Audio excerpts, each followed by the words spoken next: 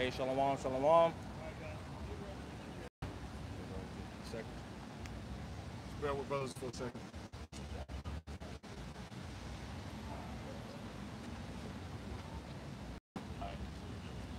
Good? Okay. Hey, shalom, shalom. Shalom. I'm knocking out Wahai Baruch Sha'aleh with the Hebrew Israelites coming to you week in and week out through the spirit and power of Yahweh Hashem, Yahweh Shai, the priest, you so-called Negroes, Latinos, Native Americans, West Indians, Haitians, and Israelite foreigners. Nachamatam, Kayah, Hamalakat, Hashemayim, Kwara, repent, yea, for the kingdom of heaven is at. First and foremost, before we get started, we're going to give all praises, honor, and glory to Yahweh Ba'ashem, Yahweh Shai, Ba'ashem, Rakah, HaKodash, while double honor to the elders and apostles, the great millstone that touches truth, and rule and much respect to you bros out there pushing this truth with all righteousness and sincere shalom, shalom. Shalom. And so again, another beautiful day to prophesy. I'm going to go ahead and hop into Psalms, the 64th. Psalms chapter 64 and verse 1. Hear my voice, hour, and my prayer. Preserve my life from fear of the enemy. Right, hear my voice. You know, which the scriptures say that, you know, those that essentially are in the correct spirit, that are fearing the Lord is going to hear their prayers, you know, so that goes into, you know, that confidence mentioned in the scriptures. Hebrews chapter 10 and verse 35. Because we're supposed to have confidence. Going to the word for confidence, con is with, all right, fidence goes into fidelity, which is faith, you know, so with faith. You know, so when we pray, we can't pray with, being double-minded. You know, we have to believe that, you know, what we're saying and what we're requesting from the Lord is ultimately going to happen. Hebrews chapter 10 verse 35. Cast not away there your confidence, which hath great recompense of reward. Right, so again, you know, to reiterate, we're supposed to have confidence, you know, so when we pray to the Lord, we got to believe, all right, that what will come to pass, you know. Can I get something real quick? Yeah, you got it. This is the book of Hebrews 11 and verse 6. It reads, but without faith it is impossible to please him. For he that cometh to Yahweh Ba'ashem Yahweh Shai must believe that he is, and that he is a rewarder of them that diligently seek him. You know? If I could add to it, said that, can you run that back? Hebrews 11 and 6. But without faith, it is impossible to please him. Right, so essentially, you know, you wouldn't take a car, you know what I'm saying, and be like, oh, I'm just going to drive it. You know, you got to have the fuel, so the faith is the fuel going to push forth that fear, you know, because that's ultimately how we serve the Lord, all right, through the faith. You know, we got an example of that through our forefather Abraham, you know. His faith made him righteous, you know. Yep. For he that cometh to the Most High must believe that he is a rewarder of them that diligently seek him. He said that diligently seek the Lord. Essentially, to diligently seek the Lord, you know, we got to have faith, we got to have the fear, and we got to believe in the Lord. Yahweh Ba'ashem, Yahweh Shai. Yep. I got two for you real quick. Brothers, bear with me. Hebrews 11 and 1. Now faith is the substance of things hoped for, the evidence of things not seen. And that's what brothers possess from the spirit of Yahweh Ba'ashem Yahweh Shai. The whole world doesn't have faith. They can say faith, they have faith, but they actually speak contrary on how they're actually participating in the spirit. Man. And I'll jump to this. Ephesians chapter 2, verse 8. It says, for grace are ye saved through faith, and that not yourselves, it is a gift from Yahweh Ba'ashem Yahweh Shai. See, faith is a gift that was only given to the elect of the nation of Israel. Everybody doesn't have faith. So the elect of the nation of Israel is going to have faith in the Lord, man. Right. And that's the evidence of things not seen, man. This is why they see us on the highways and wonder why we out here, because we have faith in the Lord that the Lord is going to do things that he has said that was written before time, man. And we're actually seeing these things being manifest here in the spirit in the latter days, man. Right. Bible Shah, could you get Genesis 27 and 41? I might run that back. Bible Shah. Psalms. Mm-hmm.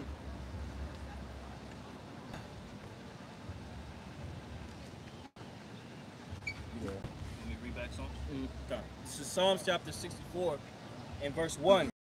My voice, O power, and my prayer. Preserve my life from fear of the enemy. Right, so essentially, you know, we have enemies, you know, contrary to, you know, the belief that's pushed out, all right, in America, Babylon the Great, you know, you so-called Negroes, Latinos, Native Americans, Haitians, there's one, you know, you have an enemy, all right, and that consists of, you know, Esau, Edom, all right, and these, essentially, these heathen that's confederate together, you know, pursuant to Psalms, the 2nd chapter, Psalms, the 3rd chapter, you know. And just to prove that, could we get Genesis 27 and verse 40? This is the book of Genesis chapter 27, verse 41. And it says, Esau hated Jacob because the blessing wherewith his father blessed him. And Esau said in his heart, the days of the morning for my father are in hand. Then would I slay my brother Jacob. Right, so Esau has been hating, you know, since the ancient world, you know, but going back to C3, which we'll get out of our Tazah, you know, but he's confederate, all right, with the heathen, you know, against, you know, the tribes, the 12 tribes, all right? Psalms chapter 83 and verse 1. Keep not thou silence, O power.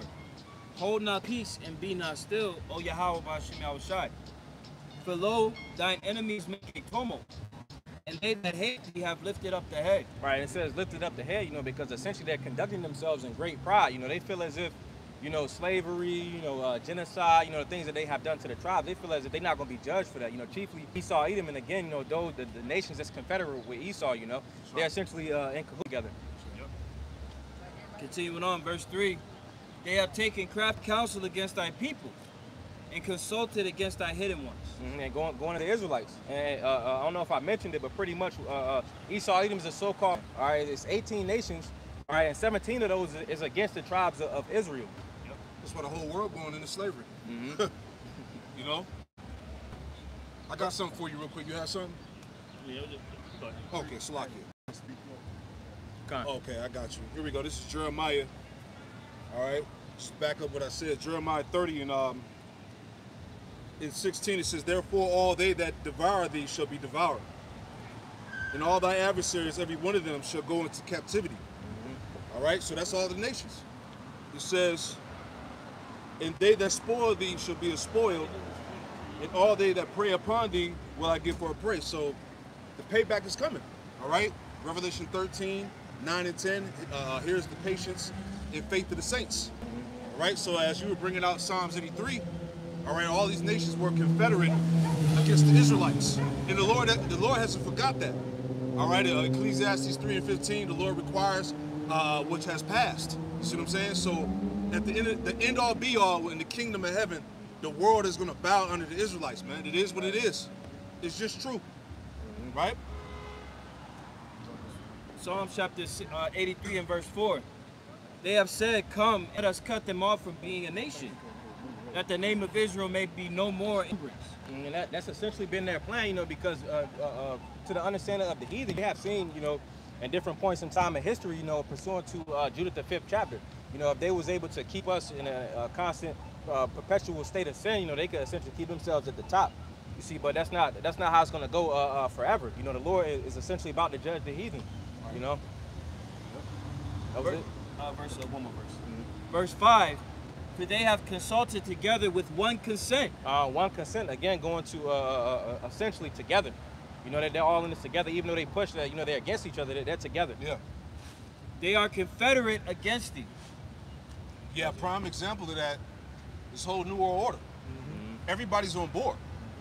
You know, all nations are down with the digital footprint, if you will. Yeah. You see what I'm saying? It was about 96% of the nations, they're all on board for the MOTB system. That's, all right? That's basically all your United Nations. Yep. I got one verse. Yep. Psalms chapter 62, verse 4. They only consult to cast him down from his excellency. They delight in lies. They bless with their mouth, but they curse inwardly. Selah. You know? Again, going to that crafty counsel, right? The intent and purpose of all of these 17 nations taking confederacy is against the tribes of Israel, which ultimately is against the ways of Yahweh Ba'ashem Yahushai. You see? So they're ultimately conspiring to this very day, right, with their agendas and their plans of action to come against the ways of the Lord. That's it.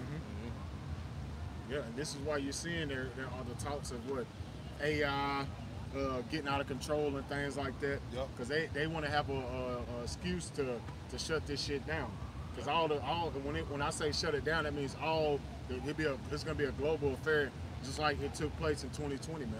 Because in 2020 that was a global event, right? When everybody was shutting down and everybody was in one cahoots on that same scenario, man. And this is the same thing you're seeing taking place again, because when they shut the world down, who was their main focus on? The tribes. Yeah. Their focus is on the tribes, so it's going to be on the tribes again, man. Yeah, remember, hey, you Negro, Latino, Native Americans got to get the juice first. Yeah. Remember they kept pushing that? Yeah. There's always been an attack on you Israelites. Can I get Psalms 2nd chapter real quick? Not passing, man. If I can land back on that point, Yep. we understand that there's going to be another demic, right? But as the brothers were speaking about, how the target ultimately was you tribes. Now we understand that the demic that they're also discussing is the demic of cyber attacks, right? The infrastructure being hit, and we understand who they're going to use as the main primary target with enacting these changes, right? To come against your sense of quote unquote normality. It's gonna be you tribes, man. You're the ones that are most disenfranchised. You don't have infrastructure in your communities. You don't have access to resources. You live in food deserts, right? So when these cyber attacks and these civil infrastructures start to get hit more, like Schwab talked about as another potential endemic, you tribes is gonna get hit hard. Right. I got that right here. This is Psalms chapter 2 and verse 1. It says, "Why the heathen rage?" Yeah, why did the heathen rage, right? And we see it now, because all the nations are fighting for global dominance. Russia, China, you know, Iran, North Korea, whatever. Okay, go ahead. And the people imagine a vain thing. Imagine a vain thing, because at the end of the day, this is the last rulership of the heathen, as we talked about last night. Okay, the Edomite, as it tells us in 2 Ezra 6 and 9, that Esau would be the end of the world. All right, so this is it for the heathen ruling. Okay, so they're imagining a vain thing, man. Yahweh Shai is coming to destroy this world. He's coming to set up his kingdom. When you read Isaiah 9, verses 5 on down, because after Isaiah, after he saw the war that contained with fuel and fire, right after that, it goes into the kingdom of heaven. When Yahweh brings the rulership, and it says that the kingdom should be upon it, the government should be upon his shoulders to establish the throne of David. Right after that. You see? Go ahead, Al. The kings of the earth set themselves, and the rulers take counsel to Be going back to Psalms 83. This links up what the brother was saying. The rulers, the kings of this earth, they take counsel together to what? against the Lord and against his anointed. See that? Against the Lord and against his anointed, man. Because hey, all these nations eventually knew that, according to prophecy, that the house of David would be arisen again in the last days. That's why Revelation 11 and what 11 tells you that great fear fell upon them with Sodom. All right, so these nations, Esau nations, always knew that this day that we live in now, the awakening of Israel will come. Go ahead. Let us break their bands asunder and cast away their cords from us. And Esau did that. Esau and the nations did that. Can I hold Lamentations 2 and 15? Read that again, Aunt. God. Psalms 2 and 3. Let us break their bands asunder and cast away their cords from us. Yeah, so this is what Esau did. All right, they divided the tribes. They split them up. All right, they gave us those bywords and proverbs. Okay, those derogatories. All right, they removed our heritage from us. All right, they beat out of us. All right, so as a nation, we were put in total disarray. Right, Jeremiah was in 17. I was thinking Jeremiah 17. Yep. Continue from your heritage, meaning what? You would be removed from your nationality, who you really are. So in time said that what? We will eventually come back. And the fact that this is happening, this is a stumbling block to our enemies. Yeah. That's why these damn heathen, these Edomites and the rest of these heathen, they look at us, y'all doing. Right? But we're actually fulfilling what's written in prophecy. You got it, brothers. I got Lamentations. Yeah, get that real quick. Lamentations chapter 2 and verse 15. That's right. All that pass by clap their hands at thee. Yeah, even now. When people pass by us and they pass by the camps, you know, they sneer, they talk shit under their breath, right? You know? Go ahead. Continuing on, they hiss and wag their head at the daughter of Jerusalem, Yeah, saying, is this the city that men call the perfection of beauty? exactly. This is the chosen people. This is God's people, Yeah. right? Go ahead. The Black culture, right? Yeah. Look at black culture. And then black culture is a fucking laughing stock. Yeah. So that's when they make the mockery and they laugh because Jake is in that state folly, man. Yeah. So they have every right to do that because look at our people, man. Yeah. We're far gone from our heritage, man. If John didn't know who the hell we was looking at. John the Revelator, Right. he didn't know who the hell that was, man. Red hair, pink hair, shit. But this is all by their hand, that crafty counsel. Yeah. It says, is this the city that men call the perfection of beauty, the joy of the whole earth? Yep. All thine enemies have opened their mouth against thee. Yep. They hiss and gnash the teeth. They hiss and gnash the teeth. Same thing today. All right, we're a mockery to the world. The scripture said in Corinthians that we're the offspring of this world to this very day. Yeah, and this is why there's always a damn let's debunk the Hebrew Israelites. Yeah. Cause they ain't no way these niggas it. Right. Ain't no way they ain't no way they the Lord's people. You talking about them niggas and spicks? Ain't no way. Yeah. That's how that's Bible prophecy right there, man. Yep. That's why they, like the elder said, they left. They look at us as a bunch of fools. They don't believe that we the Lord's people, man. And you gotta really look at a state of our people as a whole, man. Low, you kind of like, damn, yeah, I mean, look at them, man. Yeah. Shit. Ain't no way, bro. Ain't no way, boy. Continuing on verse 16, it says, they hiss and gnash their teeth. They say, we have swallowed her up. Yep. Certainly this is the day that we looked for. And they did that. Transatlantic slave trade, trans-Saharan slave trade, the Dutch slave trade, the Native American slave trade. All right, they did that. Okay, when you go back to the slave trade, it was world business. Yeah. Amalek, funding the slavery. You got Ishmael that built the ships, and then you had Ham, the indigenous Africans that rounded us up. Yeah. And the scriptures say Jake is swallowed up by the heathen side. Yeah.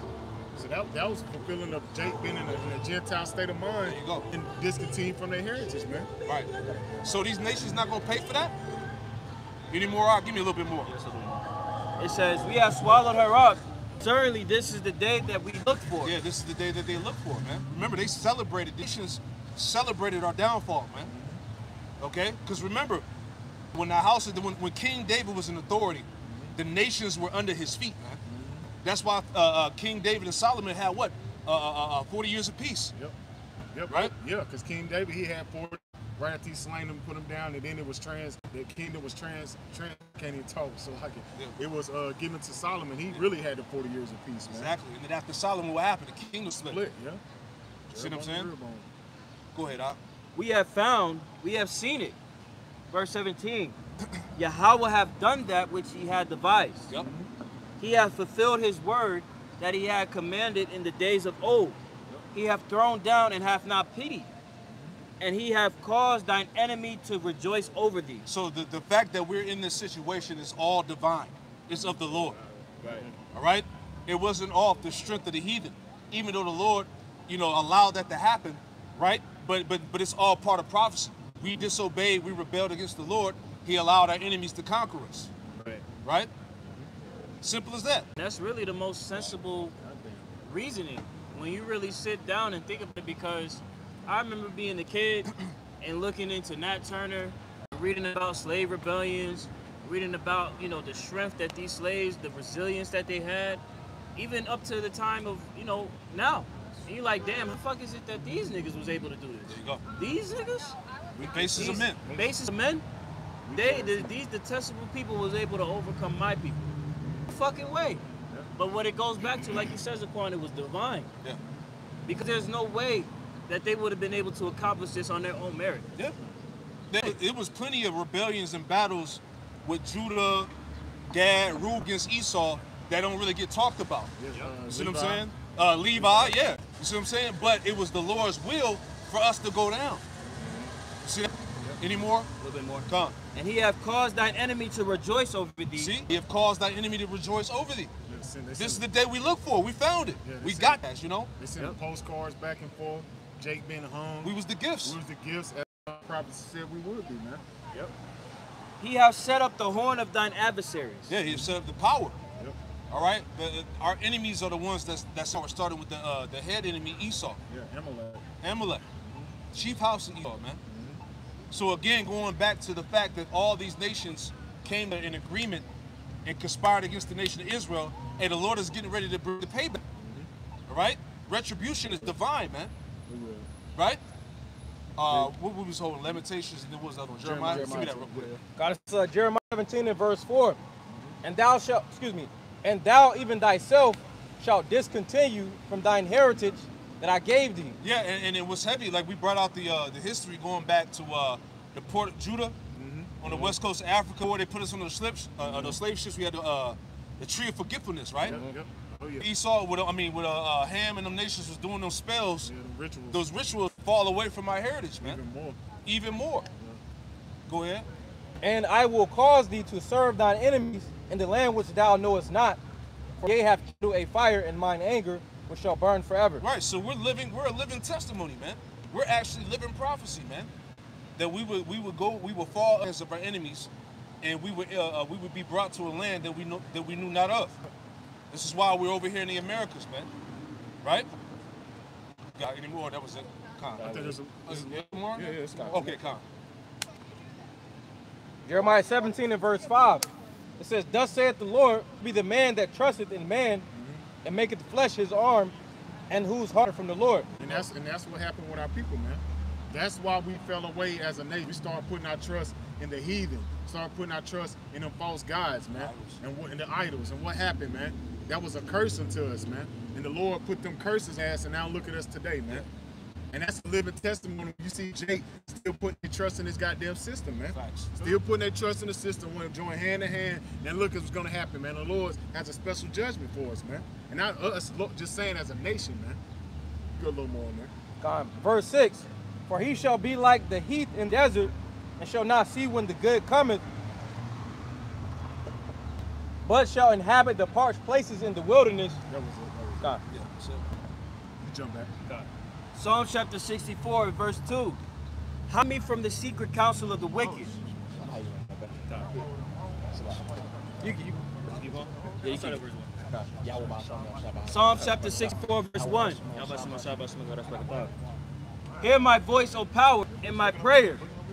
Preserve my life from fear of the enemy. Hide me from the secret counsel of the wicked, from the insurrection of the workers of iniquity. I'm gonna get that word for Salat. I'm gonna have you run that back, bro. Salat. Psalm chapter 64, verse 2. Hide me from the secret counsel of the wicked, from the insurrection of the workers of iniquity. Con, and that word for, let me see, it was the workers of iniquity. I'm gonna get that word for workers. And it says, Salat. You speak, bro. God. Yeah, this is what the Lord is doing, right, in these times. Right? The Lord is making us privy to the workers of iniquity, right? Because it was at one point a mystery. You know, we weren't identifying the direct problem in the earth that was affecting us, right? Which is these Edomites, right? The counsels, the purposes, and the intent of society as we know it being set up in a way to where we would stand a perpetual defense to our Lord. I got that word for Salat. The word for secret counsel, and it says counsel, assembly, counsel of familiar conversation. It says debacle of familiar friends, and that pretty much goes into again the nations you see, but then also amongst Esau Edom you got different groups like the Rosicrucians, you got the Masons, and different things as such, which they essentially are counseling together to see how they can keep us in slavery. When they put not slavery, pretty much keep us down. We get slavery too, but. Where they push, Isaiah 10 and 1, those unrighteous decrees. Could we get that? Isaiah 10 and 1, and then also Psalms 2. Because also with that too, you have our own people that are involved in it. The Boule, yeah, the Divine Nine, different groups, that are trying to pretty much forward the hand of evildoers, as the scriptures say. yeah. They're in cahoots, and they're just as big, if not bigger, a problem, because it's one thing to know your enemy, but to also then side with them for your own ill. You are a big sellout. What's that scripture? Strengthen the hand of the evildoer? Yeah, there's no. Yeah, Jeremiah says, among my people are found wicked men. You know? You want me to get Isaiah 10 first? Yeah. It's Isaiah chapter 10. Let's get that. My bad. Bro. Okay. Fine. Psalm chapter 2 and verse 1. Why do the heathen rage and the people imagine a vain thing? That vain thing, ultimately thinking that they're going to rule. You keep going.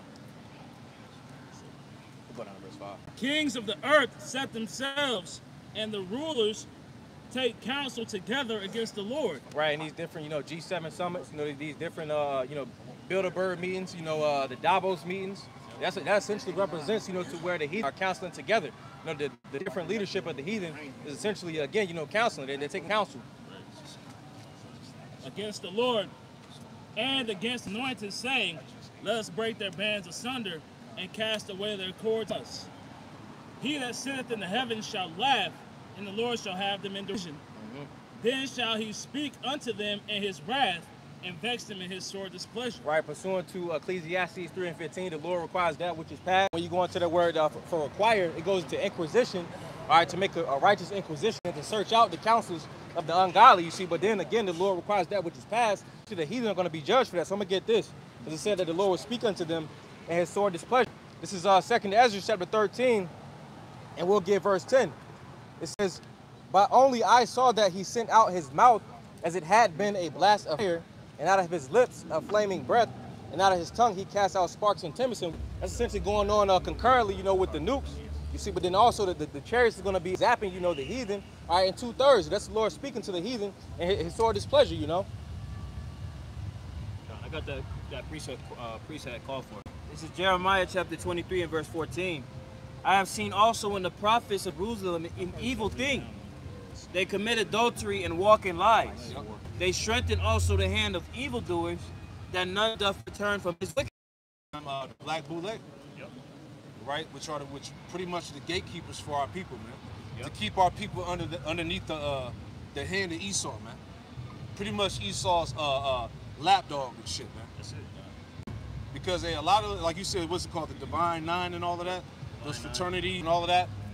You know, they're all that whole conglomerate, that fraternal order, if you will.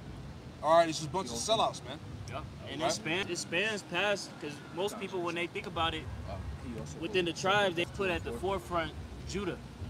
But you also have the North Kingdom as well. They also have fraternities and sororities, right? So across the board, Jake is continually forward in the hands of the evildoers. It's not just a one tribe thing, it's the whole nation. You have sellouts within the nation, man. Shit. Right. We got back to that Psalms. Okay. It's, you want Isaiah 10? I didn't read Isaiah 10. Let's go. Okay. Well, we can get that after we get that Psalms. Okay. Back in the book of Psalms, chapter 64, and starting at verse 3, who whet their tongue like a sword. And it's a similitude being made here, because if you was to sharpen a sword, you know, you don't use it to put it off shelf and for it to look good. Or you sharpen the sword to actually use it. So it said who their tongue, when you wet something, you're sharpening it. Who wet their tongue like a sword. You know, essentially that wetting the tongue essentially goes into the laws, the regulations, the legislations. Essentially that's pointed at Jake, you know.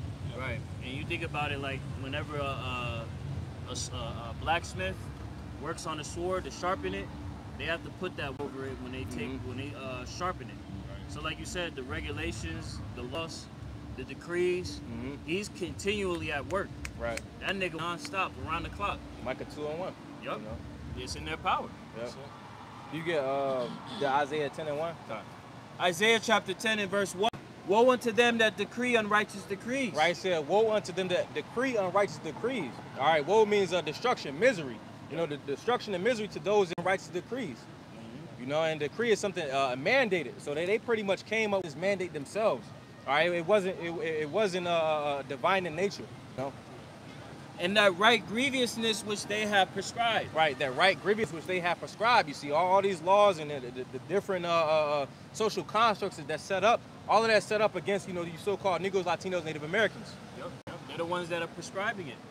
The problems that exist in your community, they're the ones that prescribe these grievous laws and legislations. Right? And decrees to really further your oppression. Right? So that you don't turn from wickedness. So that you continually strengthen the hand of the evildoers. Because again, brothers have referenced the book of Tobit, or excuse me, not Tobit, Judith, right? How the heathen are understanding of the fact that their power is synonymous with our reluctance to serve the Lord in truth and sincerity. So they do everything within their power to try and forward that wickedness into the minds of our people. It's about breaking the connection. Yeah. Psalm 62 and 4, right? Yep.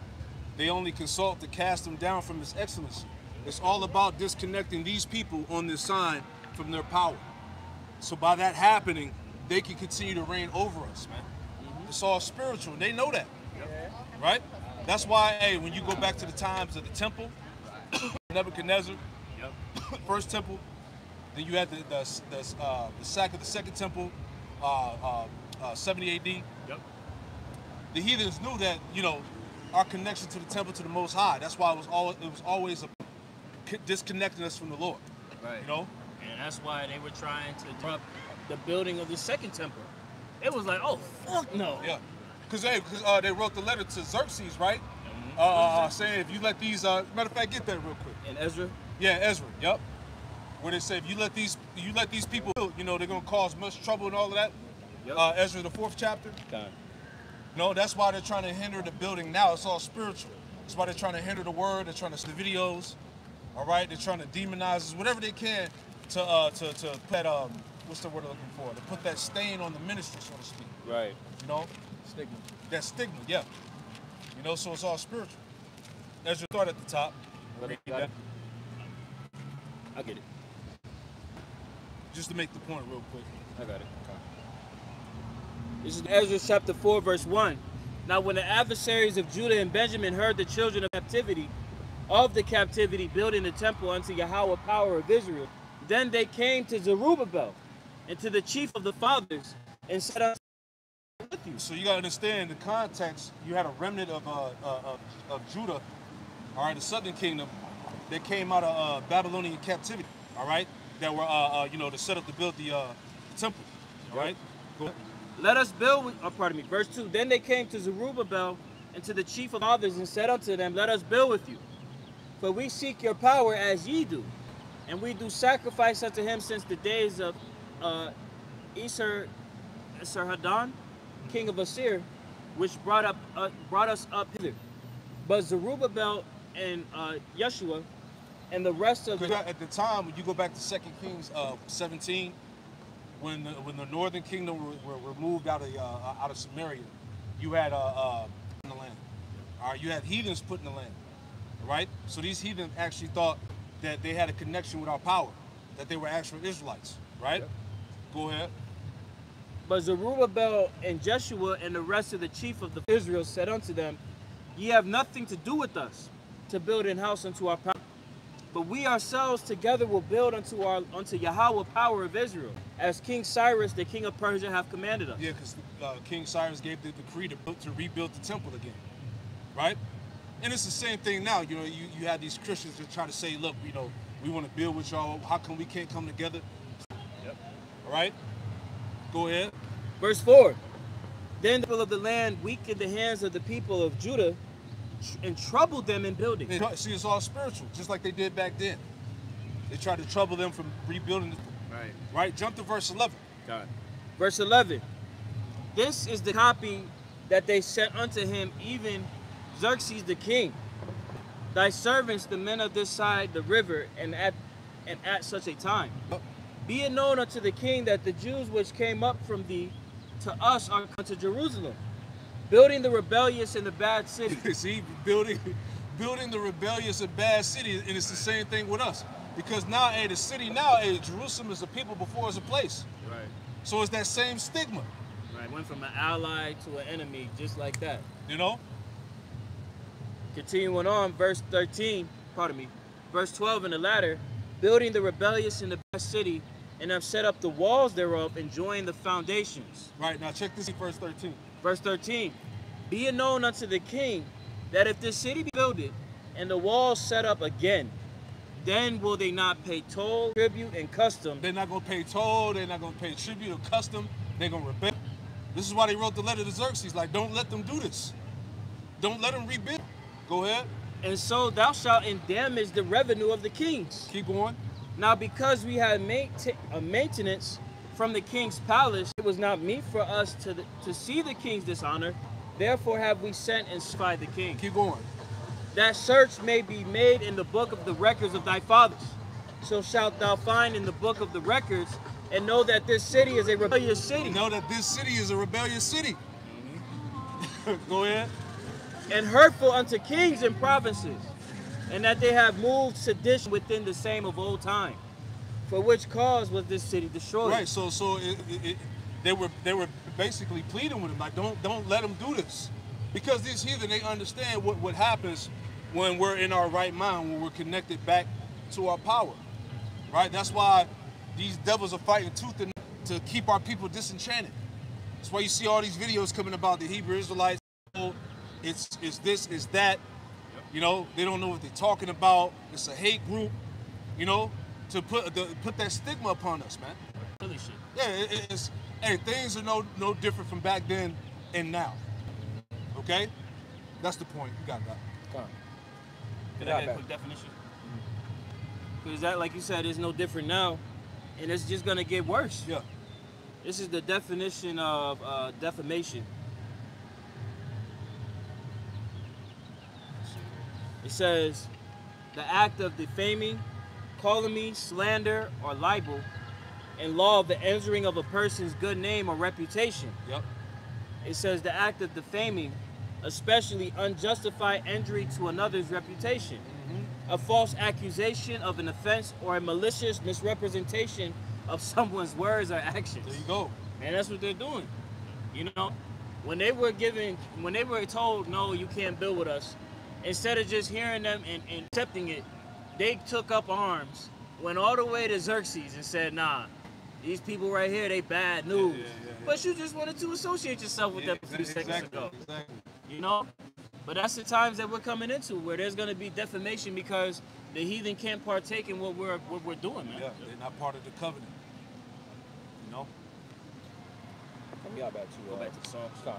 This is back in the book of Psalms, chapter 64, and verse 3.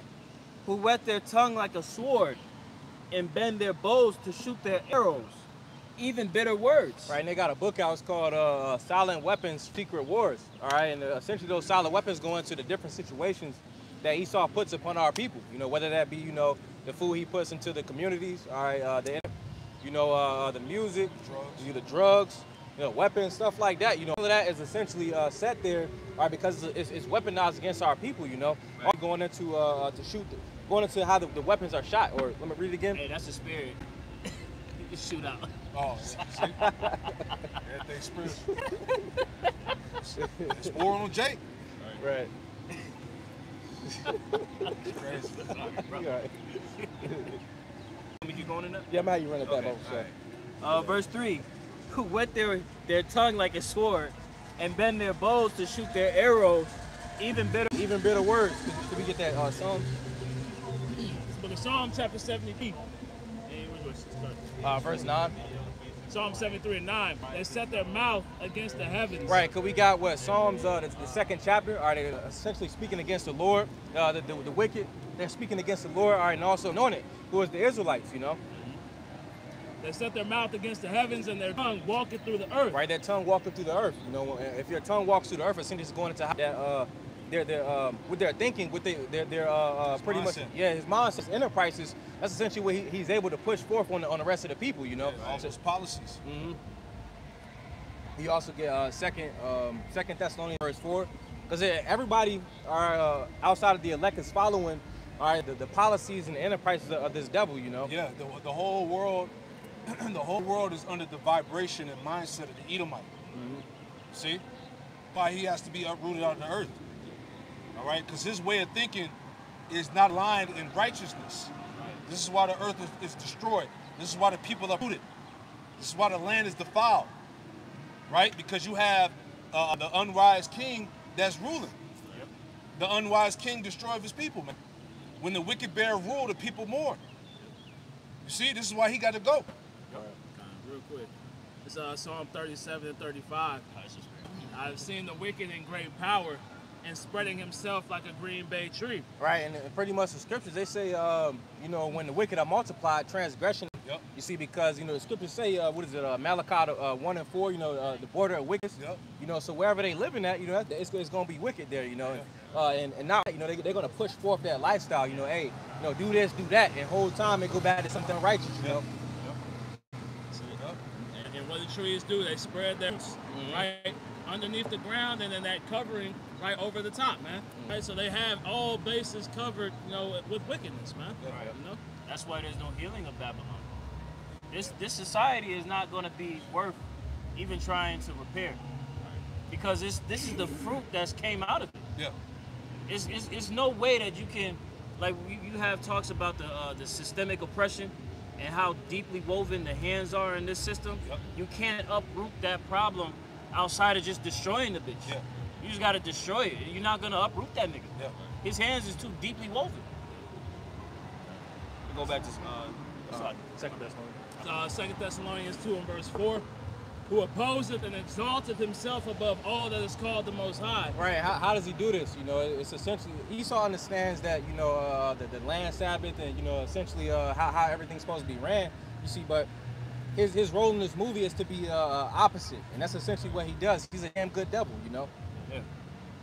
Who opposeth and exalteth himself above all that is called the Most High, or that is worshipped, so that he, as the Most High, sitteth in the temple of the Most High, showing himself that he is the Most High. Right, he shows that he shows himself to be a proverbial power, you see, by, you know, essentially essentially ordering everybody to do what he wants, you know. Yeah. Isaiah 10:1, the grievousness which they have prescribed, you know. Yeah, he does that. He does that through his science and technology. That's how he's able to make himself as a god, you know, because the thing he was blessed with on the left hand side, you know, it's deluded his mind, you know. Surely, how is it going, Obadiah? The pride of thine heart have deceived Yeah, the thee. pride of thy heart have deceived thee, man. So this man, he's under a straight delusion to the point where he actually thinks that he's God and he's getting ready to take down the true power, man. Yep. You know? He's full of himself, man. But hey, like Romans, give me that Romans 9 and I raised up Pharaoh. You got it? This is the book of Romans, chapter 9, and verse 17. For the scripture saith unto Pharaoh, if for this same purpose have I raised thee up. Yeah, see, so the modern day Pharaoh is the Edomite. So this very same purpose, the Lord raised Esau up. Go ahead. That I might show my power in thee. Right, because when he takes him down, the world's gonna know who the true power is, man. Yep. So he elevated him with the sword. That was back to Genesis, the 25th chapter. Yep. Right? His blessing was the sword. The sword entails this technology, this AI, his science, all right, his nuclear weaponry, all right, his army, his ability to control the world's resources, money, the food supply. You see? But he was given this power just so the Lord could show the world who's the real power, man. When he took him down, it was the same thing with Pharaoh in ancient Egypt. Yep. You see, he hardened the Pharaoh's heart just so the Lord could to show who's really the boss. You know, who's really the king. You know. Yep. Any more? Yes, some more. That I might show my power in thee, and that my name might be declared throughout all the earth. Yeah, so that the name of Yahweh Shem Yahushua will be declared throughout the earth. Because, hey, once Babylon is taken down, the Lord's reputation is going to skyrocket, man. Right. The whole planet is going to know that the power of Abraham, Isaac, and Jacob was behind this, man. Right? Fucking fathership, nukes getting shot off at the Come on, same man. time, men, women, and children, the elect being delivered. Yep. Who did this? Yeah. Who did It's going to go down in history. That's the scripture. Yeah. Let me get Jeremiah 16, right?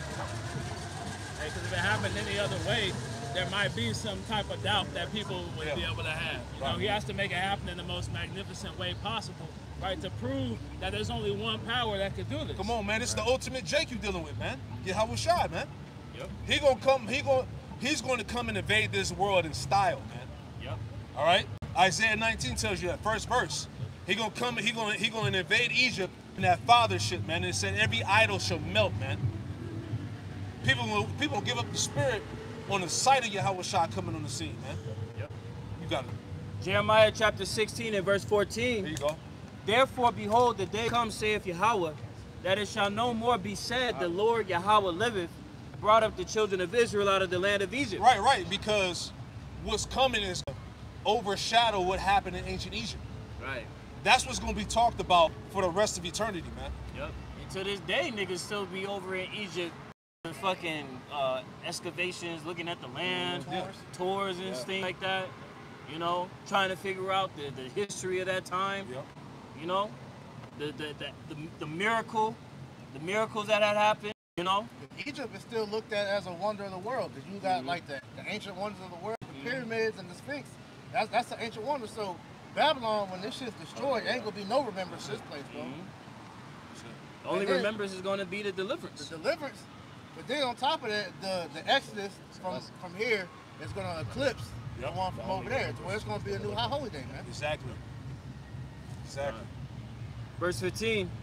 But Yahweh liveth that brought children of Israel from the land of the north, and from all the lands whither he driven them. Yeah, the land of the north, North America, man.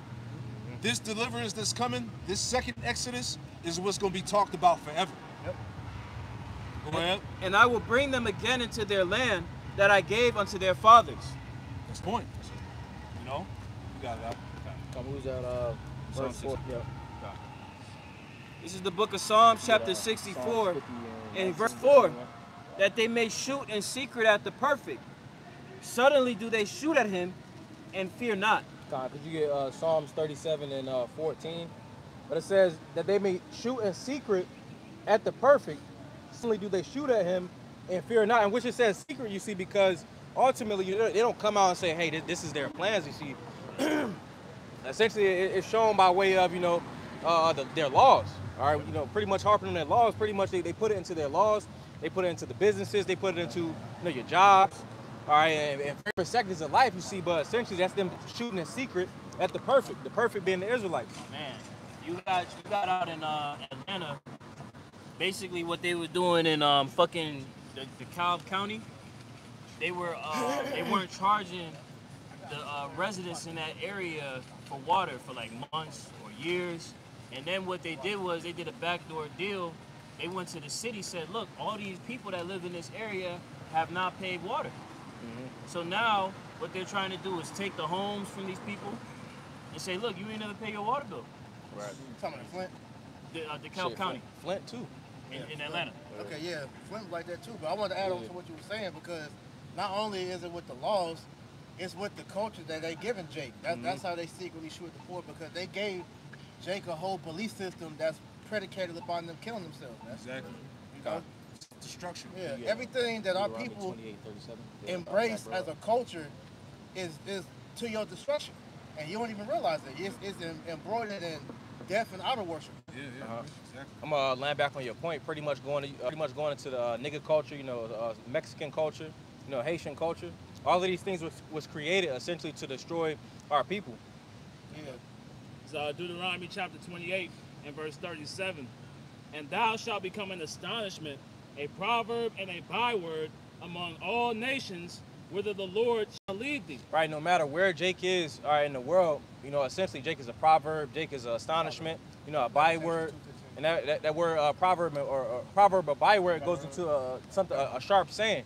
Nigga, spick, wetbacks, all of those things essentially have a stigma tied to them, you see, but then also it has a culture that's tied to it too, which is essentially responsible for the destruction of our people. Yeah, that culture has a spirit that's tied to it.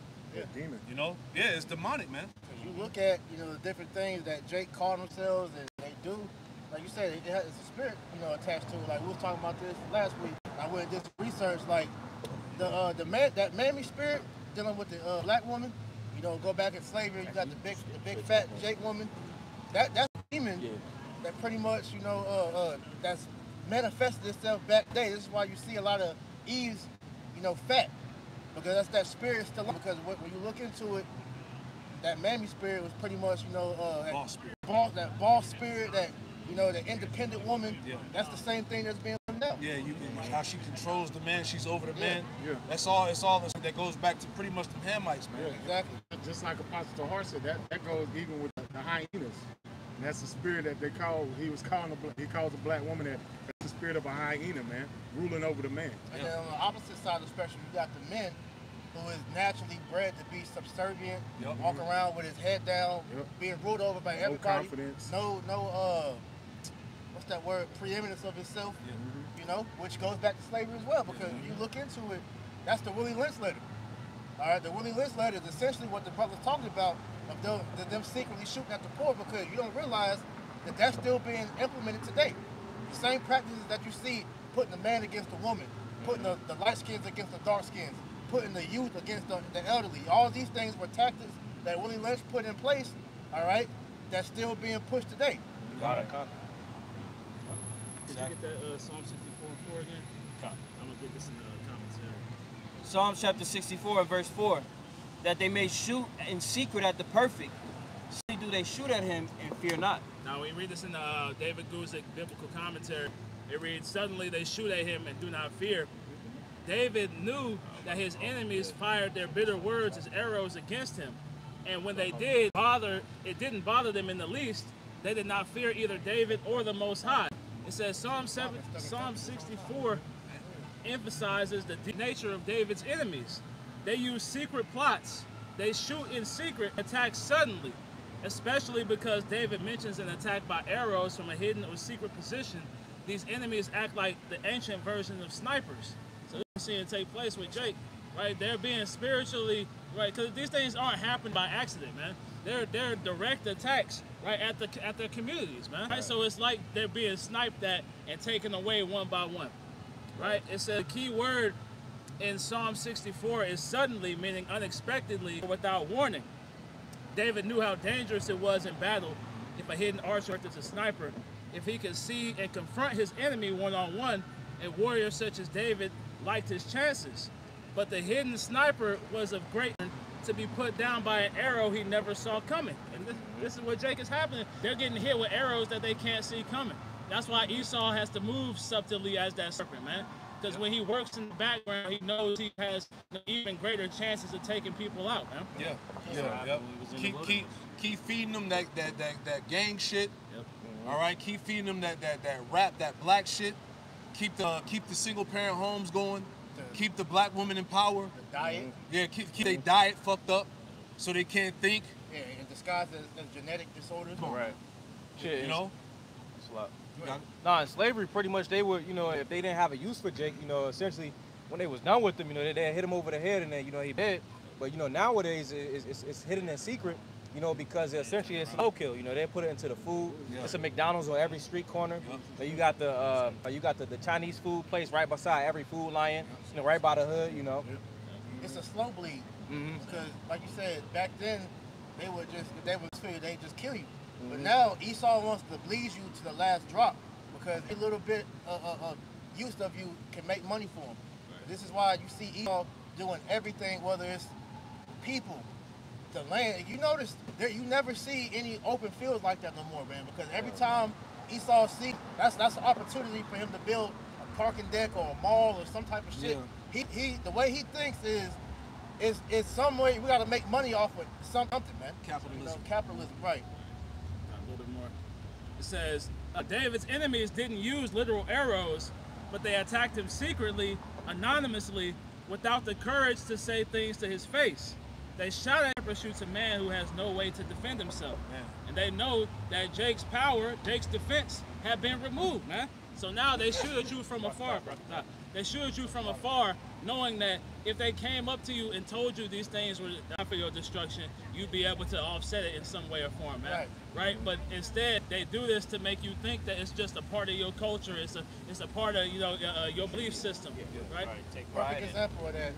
You have what they call it says the secret Edomite covenant or the Masonic Creed. And when you read into this, it was a leaked document that came out on June 21st, 2002 on a major financial portal, BakeIndex.com, by another source. It reveals the secret plans of the secret occult elite, which the Bible refers to as the wicked. So it says, an illusion will be so large, so vast, it will escape their perception. Those who see it will be thought as insane. We will create separate fronts to prevent them from seeing connection between us. We will behave as if we were not connected to keep them alive. Our goal will be accomplished one drop at a time, as to never bring suspicion upon ourselves. This also prevent them from seeing the changes as they occur, because this secret war that they've declared on Jake has gone so fast to where it's pretty much went to the way their own people and the heathen are suffering from this as well. It says, we will always stand above the relative field of their experience, but we know the secrets of the absolute. We will work together always and remain bound by blood and secrecy. Death will come to he who speaks. We will keep their lifespan short and their minds weak while pretending to do the opposite. We will use our knowledge of science and technology and something so they will never see what's coming. That's why Scripture says never trust thy enemy. That's right. We will use soft metals, aging accelerators, sedatives in food and water, and also in the air.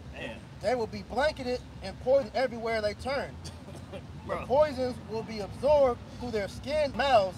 They will destroy their minds and reproductive systems. From all this, the children will be born dead, and we will conceal this information. No, I was gonna say that's just spot on. Especially you consider when that was written in 2002. This is when they that's when they found it in 2002. But the advancements of then, 2002 to now, the food has gotten worse, the air quality has gotten worse, the water has gotten worse. Everything has just gotten worse. Biological warfare. Yeah, because when you look at it, this just shows you these are the sons of Satan, because like it's talking about the spraying of the poison. They spray barium oxide and aluminum in the air. That's the main two properties in the chemtrails. When you look on the periodic table, barium oxide and aluminum spell out all. So that shows you that this is Satan in the flesh that's working on the people right now. Can you get real quick Revelation 6 and 4 so we can keep the scriptures going as I read this? This man is as death, man. You got it. So Revelation chapter 6 and verse 4. And there was sent out another horse that was red, and power was given to him that sat thereon to take peace from the earth. And this is the Edomite, all right? That red horse, man, that was given the task from taking peace from the earth, man. This is why everything this man does, it brings death and disorder to the earth, man. That's why he's known as one of his titles as the sons of perdition. And that they should kill one another, and there was given unto him a great sword. Right, and that great sword he has been waging on the earth, waging war with on the earth since him coming into power, going all the way back to the Greeks, the Romans until now. All right.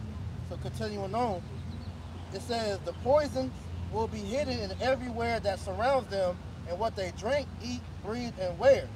We must be ingenious in dispensing the poisons for they can, as far as they can see. We will teach them that the poisons are good with fun images and musical tones. Those they will look up to will help. We will enlist them to push our poisons. We will see our products being used in film and will grow accustomed to them. They will never know the true effect, which is why the brothers mentioning things like the McDonald's and these different commercials. And what they do, they get Jake to promote it. You know, you see LeBron James with the Sprite commercial. They got the Reese's Puff, Angel Reese, and our people are all promoting the poisons, man. The nigga eating a bacon sandwich. Yeah, the McRib commercials. You know what I'm saying? Yeah, the first nigga he gonna make real into some shit. What was the dude? What was the dude for the juice commercial? Which one? There was a bunch of them. Back that thing up. Juvenile. Juvenile, yeah. Him, and you have others, you know. But that's Esau. He's a master marketer. Esau understands marketing so much down to the level of color. That comes with him being cunning. Because that's been him using marketing as a style of hunting too. Yeah, because like you said, with the color, bro. Because like when you go into different stores, you see the red and yellow, the green, the blue. Those do something to your spirit. Right. I think red and yellow makes you hungry. You know, just using that as an example. Yeah, McDonald's, Taco Bell, Wendy's, all the Bojangles. Yeah, the scriptures say that Esau is wiser than Daniel. You know what I'm saying? So this man, they search out, they study things, you know. This is what he does. His heart is deep. His heart is deep. All to manipulate the mind of you tribes, man. And that show you his heart is deep. Shalom, Achille. They show you his heart is deep because he goes to the depth of doing all this to destroy us as a people, man. Right, and it's a lot, so I'm not going to read all of it, but just showing you this is the mind of the devil as the brother's going into in that Psalm 64. His heart is deep because he has figured out how to do all this and make it to where you bring it to yourself. Because our people will literally fight you to stay dying. Right. And they gonna fight you over a Big Mac, man. Yeah, you tell a motherfucker, yeah, bro, you shouldn't drink cow milk. I had a damn fat nigga woman get mad at me for telling her that, yo, we ain't supposed to drink cow milk. So just showing you, bro, like, this shit is crazy. You see niggas over that damn Popeye chicken? Come on, Crazy. MSG, man. You got it, though. Now we could drop that. We could get. Could you run Psalm 64? That's cool. Yeah, we drop that. Hit, Psalm 64 and 4 again, then we'll get that. Psalm chapter 64 and verse 4. 50 and 25. They that may shoot in secret, that they may shoot in secret at the perfect. Right, and which we got various different examples of that, of how Esau essentially shoots in secret, at the perfect, Yep. And which, if I could mention too, you said shooting secret. The brother Quantum Waff got the example of the sniping. Well, in order to essentially snipe or to shoot from far away, you gotta observe. You gotta observe. Your whatever your target is. So ultimately Esau understands who he's looking at. He understands that he has the children of Israel in captivity, and that's why he sets up everything the way he does. Yep. It says, suddenly do they shoot at him and fear not. Right. Suddenly do they shoot at him and fear not. They ultimately don't feel as if the Lord is going to hold them accountable. Could we get that? So Psalm 50 and verse 21. These things hast thou done, and I kept silence. Thou thoughtest that I was altogether such an one as thyself, but I will reprove thee and set them in order before thine eyes. Right, essentially the Lord is setting the elect in order, all right? And then I want to get to the NLT. Psalms 50 and 21 NLT, it says, while you did all this, I remained silent, and you thought I didn't care. But now I will rebuke you, listing all my charges against you. Yeah. Hey, so Esau is in the courtroom right now, and he's getting all his charges, listed off. Yeah. He done poisoned the sea. He done poisoned the air, the food, destroyed the world, mess up the people's minds, Yeah, and the Lord is using the two witnesses to testify against his ass.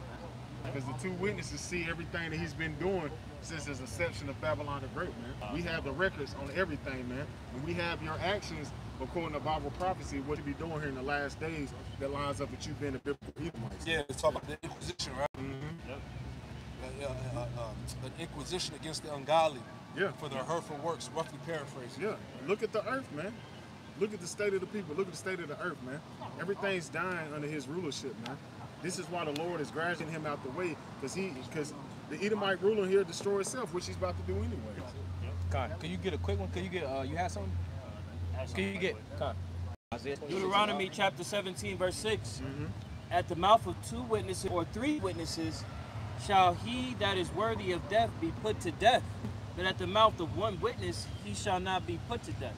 Right? So you have the two witnesses, the northern and the southern kingdom, and you also have that third witnesses, these truthers, right? That are coming out with all of these different reports, insiders, whistleblowers, right? That are just coming out and speaking out against the inner workings of this man's system, right? The things that he's done in secrecy. Yeah. Right? Which is lining up with the brother was getting into, that Psalm 64, man. Yeah, did you already bring that out, verse 8 out already? Blah. Okay, come on, we'll hold it. We get that? So Isaiah 26 and 9.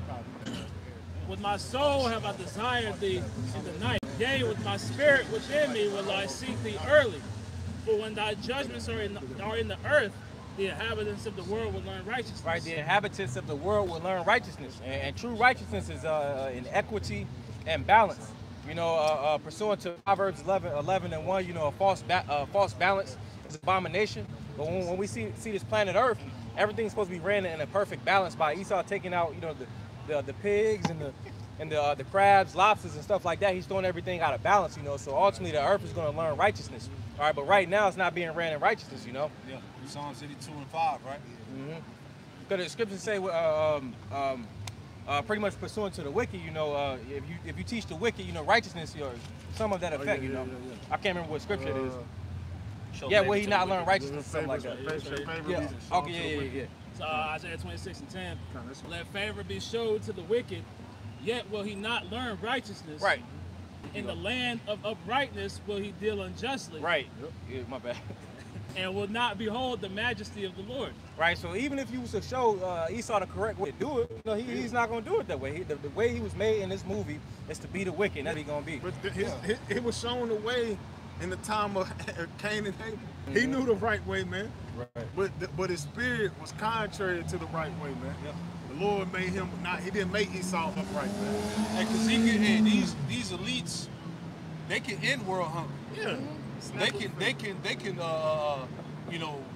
what's the word? They can clean up the earth.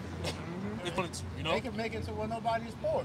They have all the wealth in the world, but all the world's problems, they caused them, but they have the means to end them. I got a precept to add to that point. It's Ecclesiastes 1:15. That which is crooked cannot be made straight, and that which is wanting cannot be numbered. That's not it. 7:13. Ecclesiastes 7:13. Consider the work of the Most High, for who can make that straight which he has made crooked. Show what I'm saying, because Esau, no matter how many times you try to make him do good, he can't. He was created to be the wicked. Yeah. That's why in the kingdom, he's going to constantly be trying to rebel. We got back to... If you have a question, you can ask us. So I've just spent $1,100 for you to take this in my car, and I had it for one day, and it went out on me again. Could y'all make it a list for April? We don't have no cash. Sorry about that. But that's the thing, though. Like Esau, they have action people. But that's the spirit that she asked for as upon, because we was just talking about that. As we talked about, earlier in the week, the cost of living crisis, Yep. right? Esau has the ability to fix these problems that's weighing down on example right there. on people. Yep. You know? That was that was literally a clear example, but that just show you. And it's funny, the Edomites will answer Jake before they ask their own people because they know Jake is more humble and they know Jake is more spiritual. We're not gonna help them. Yeah, That's so how I I know see they help. Jake is sympathetic. Yeah. Our people will bend over to help anybody, 'cause that's just in our spirit. Yep. You know, but they take advantage of that. This is how Esau was able to overtake our people. Yep. Exactly. You jump back to what you read. Psalm 64. Can you guys Isaiah 29, 15? Psalm chapter 64 and verse 5. They encourage themselves in an evil matter. They commune of laying snares privily. They say, who shall see them? Right. It says they encourage themselves in an evil matter. Pursuant to Micah 2:1 Bible shot. Because pretty much them encouraging themselves in the evil matter is essentially because they got the power to do these things. Take your time, baby. Take your time. I got it. I got it. Yeah, bro. This is Micah 2:1. Woe to them that devise iniquity and work evil upon their beds. Right. So while they sleeping at night, they like, damn, what can we do, to throw off the course of the world, Yeah, because that's another precept to go into how Esau can't sleep unless he do something wicked. Yeah, somebody grab that too. It says, when the morning is light, they practice it because it is in the power of their hand. You run it back. Yeah, Micah 2:1. Woe to them that devise iniquity and work evil upon their beds. When the morning is light, they practice it because it is in the power of their hands. Right, and essentially, pursuant to Job 9:24, the earth is given into the hand of the wicked. You see, so that's essentially the vibration that's going to be pushed out in the planet Earth. All right, and ultimately, Esau gets his rocks off by doing wickedness. Fucking somebody over, man. Right. I got that.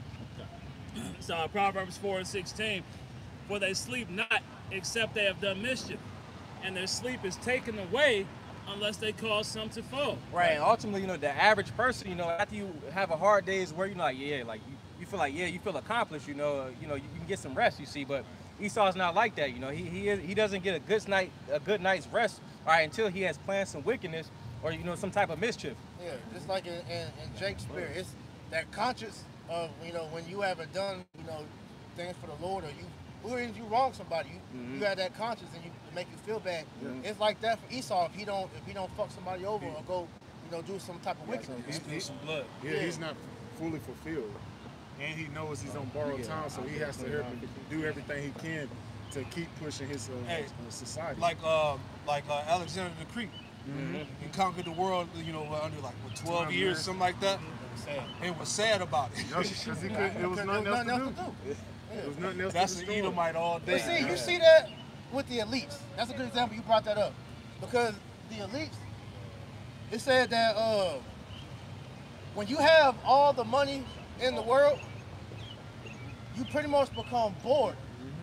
So next thing that they decided to do is that they want souls. So this is why they went to the aspect of bringing this MOTV system in, because they already have the whole world. They have everybody under their thumb. So now they want your spirit now, man. Can't be satisfied. Yeah, man. But the scripture said that. Get that. Habakkuk 2nd chapter. Yeah, he's not satisfied. I got one for you real Yep. quick, too. So Isaiah 57:20. But the wicked are like the troubled sea when it cannot rest, Man. whose waters cast up mire and dirt. There is no peace, saith my power to the wicked. That nigga tossing to and fro in the bed like, damn. Can't get He got them jitters. He can't. If he can't do wickedness, he start tweaking. He's shaking and shit. He like, shit, I ain't eat too many babies. Like, that's an Edomite, man. That's an Edomite. That's literally what they do, man. Rituals and shit. If they're not doing that shit, they don't feel good, man. That's an Edomite. So like, Bring me that AD real quick.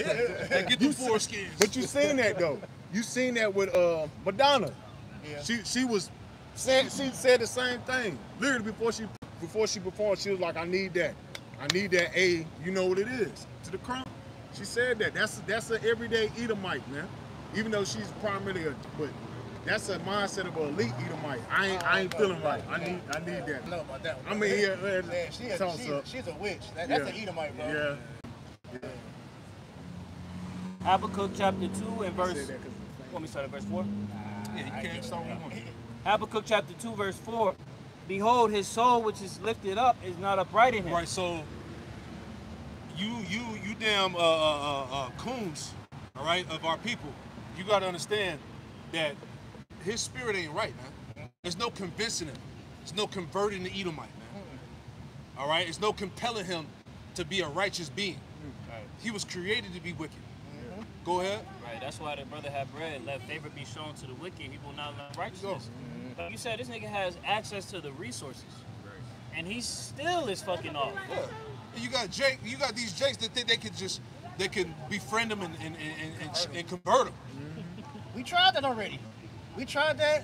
The tribe of Gad tried that. That nigga came off the boat looking like a goddamn ghost, skinny as hell from scurvy, eating each other. So Jake showed them how to live off the land, how to survive the winter. What happened? They turned on them, broke all the treaties they made with them, and was eating their dead bodies and killing them. All type of wicked shit that we go into all the time. You can't trust this man. Even going into post-slavery. Jake tried to include Esau, and what happened? They always get fucked over in the end. Yeah. A prime example. I remember some years ago, Elder Apostle Hart was cursing out the head of the GOCC. They had let some Edomites in the congregation, and the Edomites tried to take it over. They tried to take over the GOCC congregation. Ain't that some shit? Elder Apostle Hart was cursing them out, man. Cursing out with Bubble-Eye Blackfish. And his little assistant. Yeah, he was cursing them out. Should have never brought the fucking Edomites in there, but that's just a prime example. His garments on and shit. You hear me, Campo? Remember they had the garments on? Yeah, they had the whole thing, fringes and everything, man. Yeah. This is like years. It was probably about like almost 10 years ago, 8 years ago. I'm not surprised, but Yeah, that shit was crazy. I got that Family Guy picture with Peter in the garment. Yeah. But this is Psalm 12 and 10. Never trust thine enemy, for like as iron rusteth, so is his wickedness. Though he humble himself and go crouching, take good heed and beware of him. Watch him. Thou shalt be unto him as thou hadst wiped a looking glass, and thou shalt know that his rust have not been altogether wiped away. Point what you just said. Set him not by thee, lest when he have overthrown thee, he stand up in thy place. Let him sit at thy right hand, lest he seek to take thy seat. Yeah, lest he seek thy seat, man, to overthrow you. Right. And thou at the last remember my words and be pricked herewith. Because we saw in history, prime example, that movie Killers of the Moon. All right, how Esau was pretty much getting with them Gadite women, and they were mysteriously dying, and he became the head of the family to take all their money. Yep. Take your resources. Took everything, man. Showing that was backed by the Freemasons. Right, so all that is showing you can't trust this devil, man. It's like Elder was saying, coons that's still out here trying to save Esau, you're gonna die with Esau when it comes down, man. And he gonna kill you. What you think that you gonna be in the bunker with Esau? Y'all just gonna be buddy? No, them niggas, that stomach start grumbling. Hey, pull out the delectable Negro book. We gonna go back to them times, man. Exactly. That nigga gonna have you carotting with his Nigga gonna be goddamn on that plate tied up like a pig with the apple in his mouth, man. With a chip. They're gonna eat it from the butt up like they do for real. Yeah. Straight up. Man. Diabolical, man. This is real. It's pictures. They leaked the pictures in the elite parties. They cooked the Jake up crispy after crispy style. And you see that nigga taking the knife and cutting them from the buttocks up, man. This stuff's gotta go, man. He's the real 69 guy. Habakkuk chapter 2, verse 4. Behold, his soul which is lifted up is not upright in him. Right. But the just shall live by his faith. Yeah, but the just shall live by his faith. About the faith. All right, go ahead. Yet also because he transgresseth by wine. Yep, that wine going into those philosophies, man. All those ideologies and philosophies that are contrary to the scriptures, to the will of the Lord. Go ahead. He man, neither keepeth at home. You need to keep it at home, as we read in Psalms 37. That green bay tree. All right? He's everywhere. In everybody's business, affairs, right? He's the police, so to speak. He's bigger himself amongst all the nations. Yep. Like we was talking about that a while ago. All them top leaders of them nations, them more than likely are Amalekites, man. Yep. That done got up in them family lines like they always do, and put themselves find Amalek in the top positions, man. Yep. Just like the head of Mexico. Yep. That's an Amalekite, man. Yep. You know, that got brought out some time ago. Go ahead. It says, He is a proud man, neither keepeth at home. He's everywhere. Yeah. Who enlargeth his desire as hell, Yep. and is as death, and cannot be satisfied. Everywhere he's at in the planet is some for destruction. All right, kids are getting raped and put to death. All right, the land is getting polluted. You see what I'm saying? There's some type of corruption going on everywhere he's at. Look at Gaza. Look at Ukraine. Like you said, Look at Africa. through that place dry the fuck up. Esau's stealing all them resources. You know? And like you said, Amalekite over there, Amalekite over there, them various places, Amalekites. Europe, all that. Europe, and Amalekite's the main one. Exactly. Right. Amalekite's the main one that's over there in Ukraine. It's them Ish people that's really got that shit going on. Exactly. But you know what's heavy is the fact that when, like Zaquan mentioned, Africa, I can't remember what country it was that I think it was a year or two ago, they had found like a bunch of gold, I think it was. Africa. It was Africa, but it was a certain country. But it was like everybody knew. It was like, hey, y'all better hide that shit. You know they coming. I remember that. Yeah. But it was like it's this play about they. It's like the world throws out this like boogeyman behind a closed curtain. Yeah. But it's like, let's be direct and address who it is. It's these fucking Edomites. We know who it is that's causing the problems in the earth. It's the so-called white man. That's right. That's why when these resources get brought up, when the access to goods and services get brought up, and who can regulate the laws and legislation, everyone identifies they, but it's a blank. It's a statement. It's a blanket statement, but they know who it really is. And it's the spirit, because prophets have came out on the scene. That blanket statement is now being narrowed down to a particular group of people. Exactly. Because like Yashwama brings out, you can't just say it's the banking elite. It's the Edomites. It's a specific nation on the earth. We got the name, who it is, and we call it out every chance that we get. Because it's the Edomites, chiefly the house of Amalek, that's finding themselves in all these positions like the brother said, man. Yep. Got a little bit more here. Got it. Verse 5 in the latter, who enlarges his desire as hell and as his death. Who enlarges his desire as hell and death.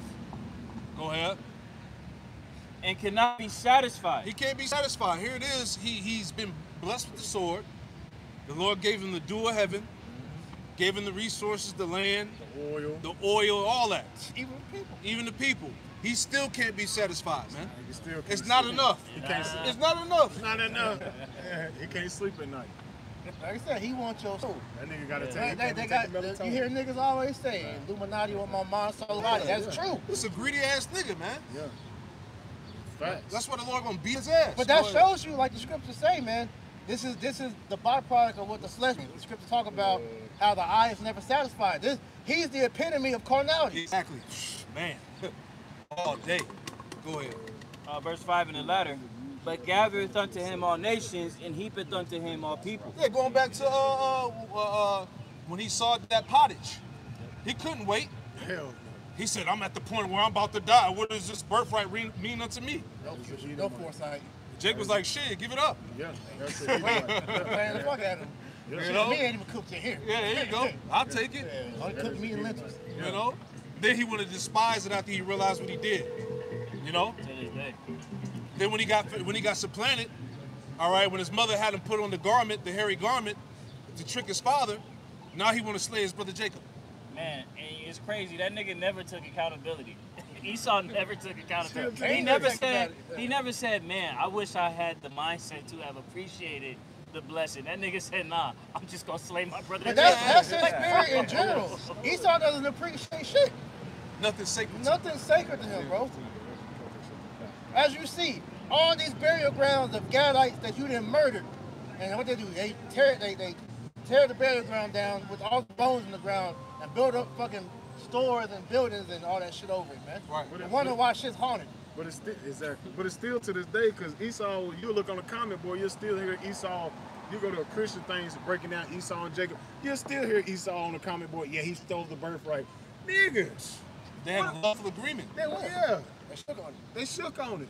No, still to this day, no accountability, man. Still trying to justify their forefather. Man. He said, what is this birthright do unto me? Roughly paraphrasing, you know? Damn demon, man. Go ahead. God, you want me to jump down? Yeah, whatever. Okay. Verse 8, it says, because thou hast spoiled many nations, all the remnant of the people shall spoil thee. Exactly. See, Esau always feared a retribution. That's why he goes around the earth killing everything, because he knows eventually that it's all gonna come back upon him. You know, that's why when they see any of the colored nations unified and all of that, it puts fear in his heart. Because they don't know what they planning. Because they know they wrong every nation on the planet. Exactly.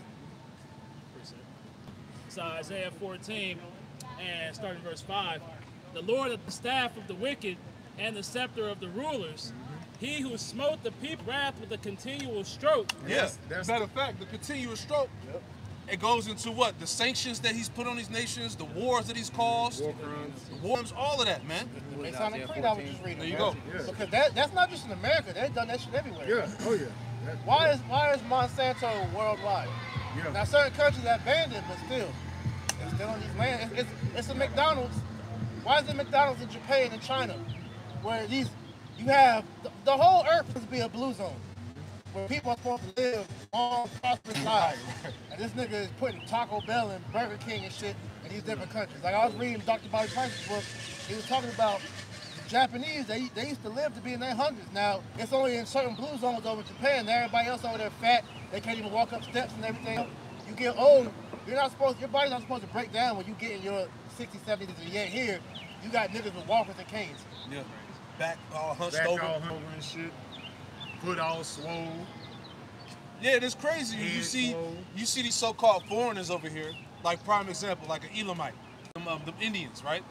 Them niggas be fat as hell now. But see, the reason why it's like that, the reason why it's like that is because, like you said, Elam, they use like a lot of seed oils and stuff like that in their culture. So when they come over here, they still think that they're able to eat like that, but the stuff here is corrupted. Yeah. So that's what makes them, they blow up like that. Yeah, that should be crazy.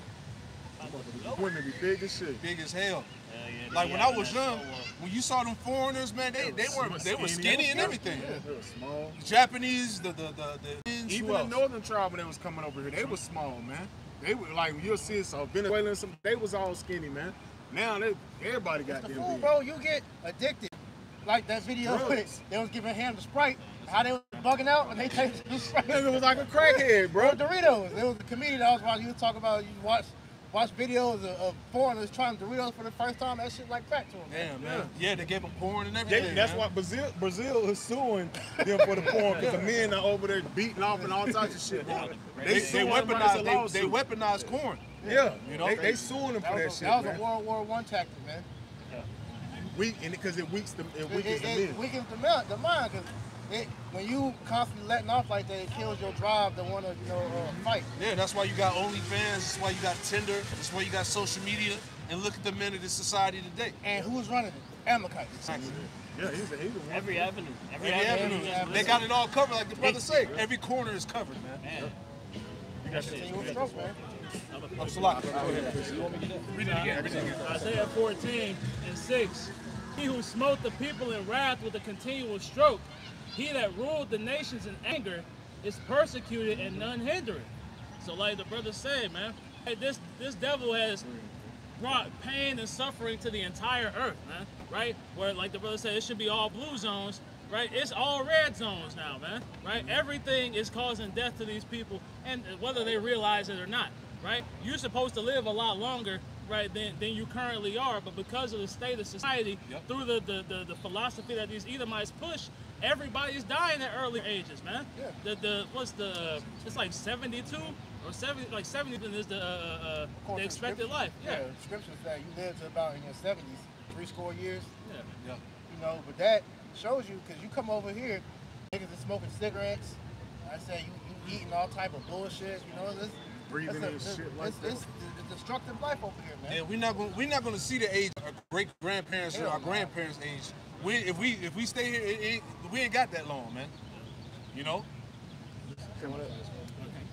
Isaiah chapter 14 and verse 6, NLT.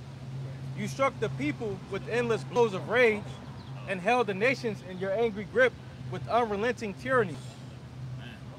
Yeah, that's why in Obadiah it talks about how it says how they sit in a basket. Matter of fact, give me that first verse.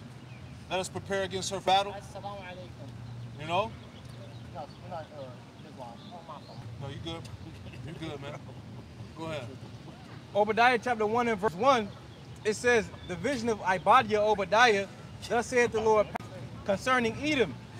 We have heard a rumor from the Lord, an ambassador is sent among the heathen. That's right. Arise, yea, and let us rise up against her in battle. Yeah, see?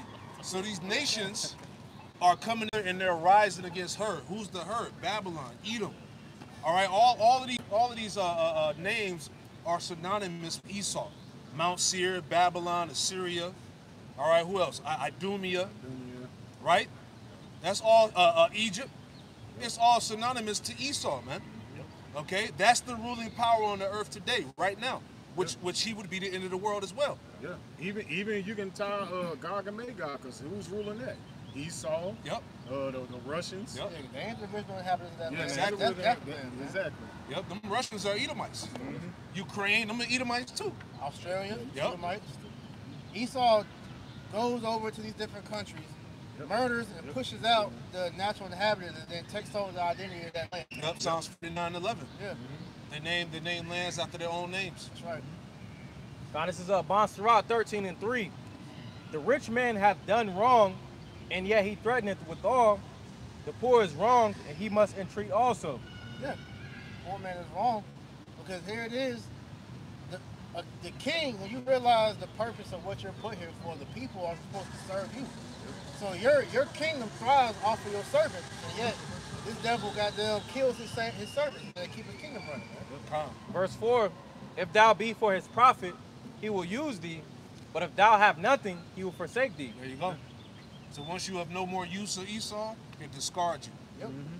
You know? That's an how it Edomite- works. That's an why you Edomite jakes that character sell out too. the fucking retarded. Because he'll use you for his agenda, and then once you are no longer of use, or you outlived your usefulness, he moves on to the next. Yeah. Why do you think these athletes are coming out more and more with depression? Because like you got like guys like Derrick Rose, for example. Derrick Rose made the NBA millions of dollars, and the moment he went down with that injury, they just threw him to the curb, man. Hundreds of millions. He brought it back. Exactly. He brought Chicago because Chicago is top 4 highest grossing cities in the NBA, behind Boston. I think it's Boston, Lakers LA, and Celtics. California, and Chicago. You know, so with that, they brought them back after Michael Jordan's departure into relevance. And as soon as he got hurt, they done him wrong, man. Isaiah Thomas for Boston, they use you until it's no longer used. They get rid of He you, was man. a clear example. Yeah, nigga fucked his career up playing through injury, and then as soon as they found something better they could use for him, they got rid of that nigga, man. Look at the entertainers. Look what they did with Whitney Houston, Michael Jackson, Right. Prince. All right? All them top jakes, man. Bill Cosby. Bill Cosby, all of them, man. You know? Did you want to keep going? Who's you at? Quan, you actually hold the diet? Yeah, I think we read it already. Go ahead. So just land back up Get that same point. Joel one. It's Sirach or Ecclesiasticus 13, and I'll start at verse 4. It reads, if thou be for his profit, he will use thee, but if thou have nothing, he will forsake thee. If thou have anything, he will live with thee, yea, he will make thee bear, and will not be sorry for it. And if I can add to that, because this is why he brought the people to the brink of extinction. All right, to where you got him literally getting ready to make all the people disposable because of AI now, man. Yep. You know, that's why Noah Yuval Harari said pretty much, you know, people are dispensable now, man. Yep. You know, they're going to become useless eaters by the time we really get this AI rolling, man. You know, so when you really think about it, that's stupid, because you need people to run your society. Real quick to prove that point. This is Proverbs chapter 14 and 28. I'm gonna read it in the NLT. It says, a growing population is a king's glory. A prince without subjects has nothing. So a true glory of a king is slaves, or would you say servants, man? Yeah. All right. And so this shows you how Esau's an unfit ruler, because he's destroying the very thing that's going to make his kingdom straight or great, Salaki. You know. So he doesn't understand the byproduct of what he's doing. He's a how stupid detrimental ruler. that is, man. Right. As a king, as a child. Yeah. You're destroying the earth, and you're destroying the very people that run the earth, man. Or it's like that keep the earth running. This man is unstable, man, and the Lord got to get him out the way. You know, Joel, Joel 13, 1 and 17. 1 and 17. You got a madman ruling the earth. Joel chapter 1 verse 17. The seed is rotten under their clods. The garners are laid desolate. The barns are broken down, for the corn is withered. Right, and he destroyed the crops of the earth. The seeds. Why the fuck do we got Terminator seeds, man? Right. Why is Monsanto a thriving business? All right. Why are you having, you know, monocrop fields that only produce one type of agriculture, man? That's unhealthy for the land. All right. When you do that, you're supposed to, you know, plant multiple different, you know, vegetables and fruits, because that helps keep the land diverse. But if you're doing just one food source for a whole field, that's detrimental to that land. Yeah, because like you said, when you plant those different crops, it helps regenerate the soil. Exactly. Yeah, that's agriculture. And What's it then- called? Crop rotation. Yeah, and then on top of that, he's not honoring the land Sabbath. So every 7 years, you're supposed to let that land, Rest. you burn whatever is there, and you move to a different land to get that land time to replenish nutrients, man. Yeah, So he's this is why you drinking see all- everything pretty much lacking the nutrients, because the land is barren. Yeah, the corn be all extra small and shit. Well, the corn is fake. The Anyway. corn, but you know what I'm saying. Like all your vegetables and stuff, that's not in there right. They growing in the wrong season. Right. Like he doing all that shit. It's Yeah, wicked, yeah. man. Like we all talking about in the car. Why the fuck is there watermelon in December? You Why know, is if it you grapes if and you all that understand if you understand how nature Grapes works, ain't got seeds. the nature brings certain fruits and vegetables for seasons. Yep. Like the colder months, you're supposed to eat more filling and warmer Yep. foods to keep you from freezing. Yep. When you're in the summertime, you're supposed to eat more hydrated fruits Yep. like watermelon and cucumbers, Yep. the melons like that, to keep your body. So your body naturally it navigates towards the foods that grow in seasons. Man. Connected to the earth. Yes, every season your body changes, and so we're not taught this, but you're supposed to change every season. You've noticed your spirit, it changes, just 'cause like the earth, man. Everything, like you said, it's tied together, man. Yeah. You can't operate the same you do in wintertime and summertime, man. And he corrupted all of this. That's why I Right. said, how come nobody talks about this stuff? Then you want to have a video, and you have these Christians pop up with a video, who's Esau Edom?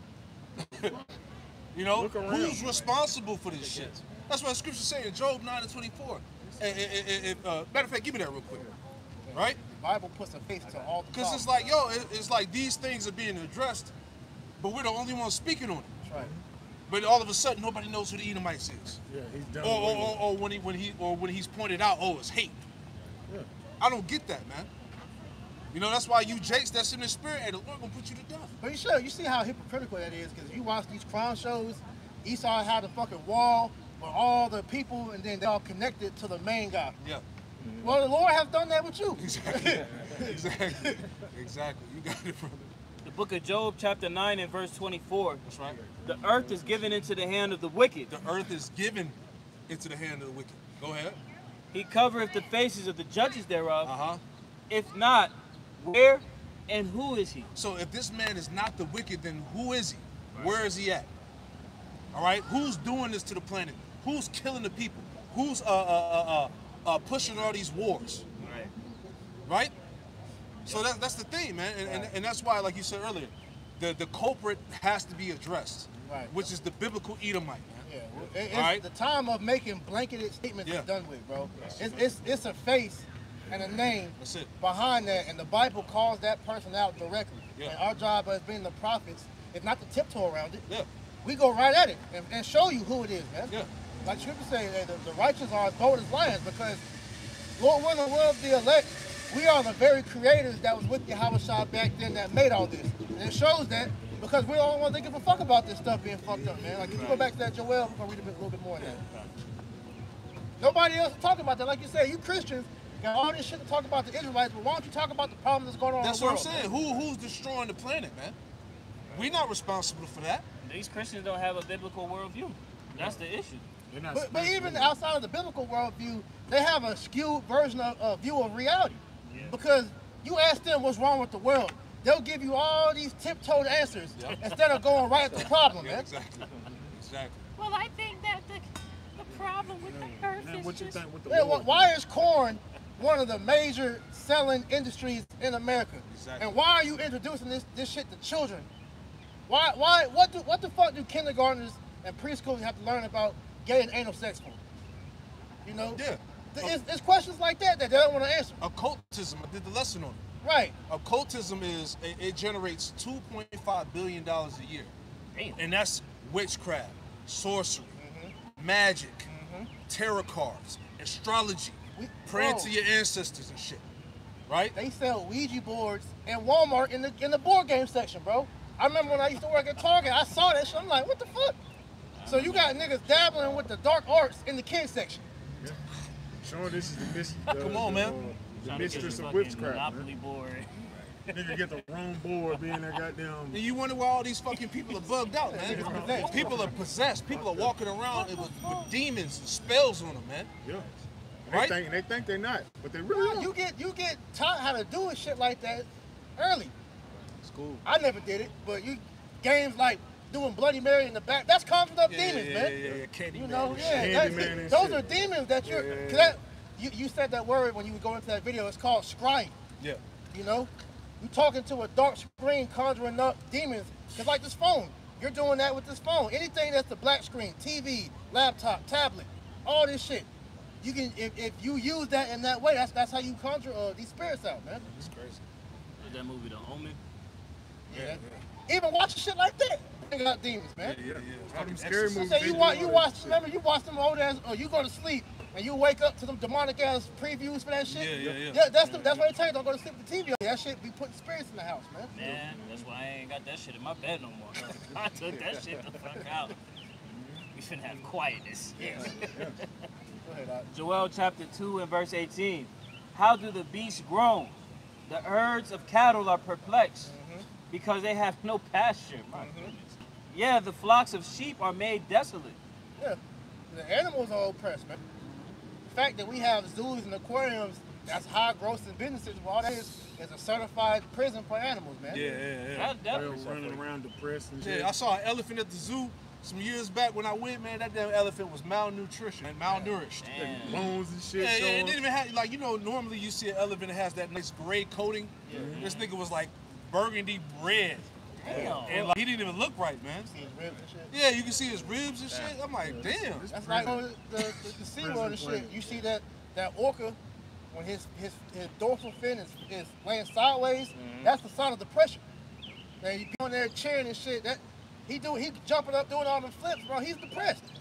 That scene when you watch Space Jam, and you see Michael Jordan chained up on that planet, sitting in the planet. That's the equivalent of what the orca's doing in them tanks, man. Yep. Go ahead. God, it's Proverbs 29 and 2, and the righteous are in authority, the people rejoice. But when the wicked bear the rule, they will mourn. Right, and the whole earth beyond the people is in that state of mourning, man. It's like the brother was just reading. You go to these farms, slaughterhouses and shit. You eating what you think is pasteurized, grass fed, not pasteurized, like wild range and grass fed meat. Yeah, free range. Free range. Them niggas is in a 3x4 cage just sitting there from a calf or whatever baby you call him till he's old enough to be slaughtered. And that's why that meat tastes funny when you eat it, because you're ingesting all them toxins, the stress, and all that shit. Cause you take in what you eat. That's why we feeling like that, man. When you eat that shit, man. And Esau Mike done some weird shit. Yeah, he to it. popping the animals He and popping it and shit. shit. They had ranches over there. What a year. Europe, popping They animals. popping them and then cutting them And and then putting them on sale. Yeah. They eating cream filled meat. Yeah, like, this shit gotta go, man. This shit is fucking. Not to mention this the is hell, steroids. bro. Yeah, the Yeah, steroids steroids, too. yeah. Big ass chicken legs and shit, man. Yeah. Goddamn. Them chicken legs look like baseball bats. Yo, That shit be crazy, bro. I remember one shit, time I went to Atlanta. I forgot the name of the spot, but that chicken tender was no lie like this big. I ate that shit and I realized when I was eating I got sick, bro. You can see the shit and you can tell it's fucked up. Because as you eating the chicken, you can look at the shit inside. You like, this ain't no goddamn real Nah, 'cause chicken. chicken bro. is supposed to be like, you're supposed to For put lines in real. the I meat. done done the same thing. I done bit it. I look and I be like, man, I can't eat. Because you'll look at the little thing, you be like, this ain't even real chicken, man. Can't even finish that shit. Nah. Bro, I got sick, man. Keep going. Well, chapter 2 and verse 19. O Yahweh, to thee will I cry, for the fire hath devoured the pastures of the wilderness, and the flame have burned all the trees of the field. That was the point, man. Okay. That's going to be the future of this place, man. When that destruction happens, it's going to wipe clean all the shit that's wrong, man. That's why the Lord, when he does that, he got to kill the animals. Everything. He got to wipe out the vegetation because this shit is all out of whack. Certain crops, animals aren't even supposed to be over here in America, man. Everything's polluted, man. Like certain horse types, pigs, This nigga different got, animals, they not supposed to be over here in America. They're not native to this land, man. nigga got polar bears and shit over here, man. Right. The fuck, Right. man? Polar bear in Texas and shit. Hot as hell. Hottest part of America. Yeah, hot as hell. You got a polar bear out there. In an air conditioning coat car. Hanging off on me, skinny and shit. Yeah, because you see polar bears are actually black under their fur. So you see that when you see that grayish black, that shows you that they're not healthy, man. Hell no. Ain't nobody healthy over here in Babylon, man. Everything's Feeding them dying. goddamn freezer meat and shit. Yeah, that's Romans the 8th chapter. All the creation motive all together until now. Why do you think that you see these shows, animals be attacking Edomites? That's all you see, really. Yeah. I never seen a Jake on them shows. You really think, only time you see Jake running from a dog, bro. Esau be getting fucked up. Pit bull, that's Jake. We see that one dog, we gone. Esau getting bit by that dog. Esau bro. get attacked by like chickens. All things hate Esau. Seals. Bring it up. I had a quick precept. Got it. This is 1 Timothy chapter 6 and verse 9, reading in the NLT. But people who long to be rich fall into temptation and are led by many foolish and harmful desires. And that's America, man. All desires that he's pushing out and different avenues to entrap you in the system, man. That's why Jake is fully for America. Jake is fully submitted to the ways of this system, man. That's why Jake don't want to come back to the ways of the East, man. Right. That's why the scriptures say the gift destroys the heart. Because Jake has that mindset where it's all about the Benjamins, baby. Yeah. Right. Oh, I'm gonna get the bag. Yo, chase the bag. Destroying this Niggas system. in the little baby so much they fucking think that they little baby. Grown niggas. Nigga in his Concept of 50s and 60s bumping little baby wearing the tight jeans and shit. Big forces, man. Still that damn hustle and bustle culture, man. Yeah. You know, but it's that pursuit of money that it draws them away from who they really are. The Lord's Prayer tells us to give us our daily bread. What's sufficient for us.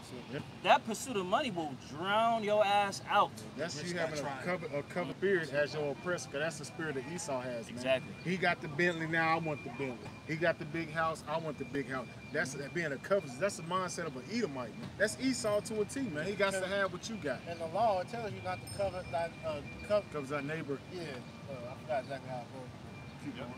That's Verse- one of the 10 Commandments, man. Yeah. Verse 9 in the latter, it says, and are trapped by many foolish and harmful desires that plunge them into ruin and destruction. Is that not the black culture to the T? And it's all, I mean, who's the main one promoting it to our people, the Edomites, man? These people on this time, man. They got Jake in this spirit right here. These people, man, as a brother always said, they the ones that head of the Trilateral Committee, all these various things, to getting Jake to where it is, to buy into this system. That's these people, man. the The latest wicked. trend. Yeah, Even the direction, latest trend. even the direction the music goes, that's all them. Yeah, and it's targeted to who? You Israelites, Yeah, man. because people forget that, the CIA has a hand in Hollywood. When it comes to the movies, Yep. television shows, Yep. video games, the media, all of that. Man. Walt Disney. Yeah. Walt Disney worked hand in hand with the CIA. He was part of the CIA. Walt You can Disney look was the that up. He Yeah. was part of the CIA, man. Hell, the so-called moon landing was used at the damn Walt Disney shit out there in California for that scripted damn bullshit you people believe. One step for America. Yeah. Fan blowing, got the fan blowing. It's so fucked up that Dumbass. niggas don't even realize that wasn't even Lance Armstrong. The nigga name I think was Bill Altman, I think. Yeah, and they were some criminals. Look, when you look No, into I'm that.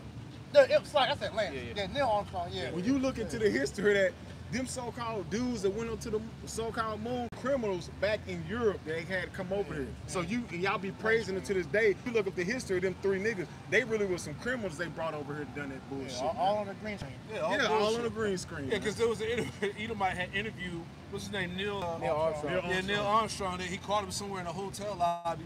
He had to carry, he hit him with damn Bush journalism, and he asked him about the moon landing, and he took off running. And like I said, that wasn't even him. Like I said, the dude, I believe his name was Bill Altman. It's Bill something. Though. You can look him up, man. But he kept, and the thing so crazy as back in the elder, and they to the point where he keep telling motherfuckers it didn't happen. It didn't happen. He telling motherfuckers right here, they're like, such a movie, like, it didn't happen. And they be just like, damn, he telling y'all that shit's fake. Yeah. It goes right over their head, bro. Niggas don't want to believe it. They rather believe a lie. Yeah. You have more on that, Timothy? Yes, some more. Verse 10. In the FT it says, 1 Timothy 6 and 10, for the love of money is the root of all kinds of evil. Right. And that's the thing. Money itself is not evil, like the Christians would say. It's the love of money, the pursuit that makes you want the money. Like you get Sirach, the chapter, we talk about how men throw away their vows, sell their soul for the money. That it's the love of it, because this society teaches you that the pursuit of the bag. Money is idolized because it's talismans on that money, man. Yeah. Money is, and the scriptures say money is a defense. It's an enchantment. Yeah. But the biggest defense is wisdom. Yeah, exactly. It says money is a defense. Money is a defense, but wisdom is like give it life. Give it life. Yeah. So if you notice, when you just look at it in the grand scheme of things, Solomon, when King Solomon was praying to the Lord, the first thing he asked the Lord for was wisdom, and the byproduct of him getting wisdom came the riches. You need the wisdom first, because the scriptures say riches are coming to a nigger. That's why Esau give a nigga out the hood $1 million contract and watch him destroy himself, man. Yeah, Bobby Smurder ass. 10 albums in. Yeah, because they know Jake don't know what to do with that type of money. Yeah, and they know they're going to give it right back to him. Yes. Right. Yeah, Carter 6 and shit. You got it? So Sirach 10 and verse 9. Why is earth and ashes proud? There is not a more wicked thing than covetous man. Such an one setteth his own soul to sale, because while he liveth, he casteth away his vows. Right, so a nigga will literally sell his soul for some FRNs, man.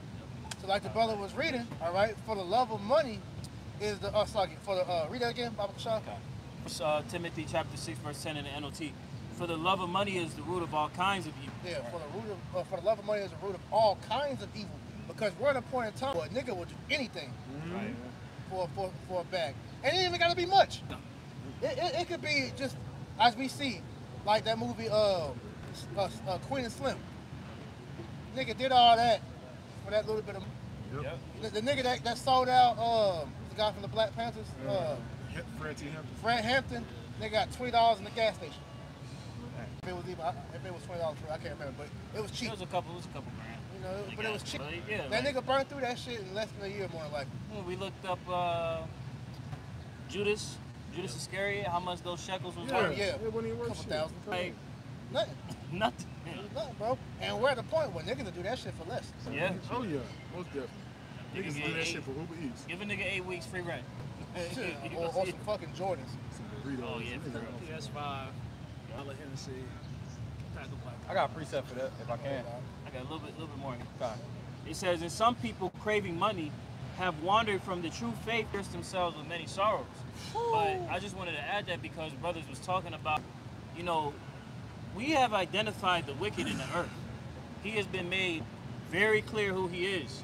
But when you talk to these people and, you know, led astray with the cares of this world that have pretty much been blinded by the God of this world, as the scriptures speak of, they will disassociate from even being realistic about the fact that there is substantial evidence that shows that the house of Edom is governing the earth today in wickedness.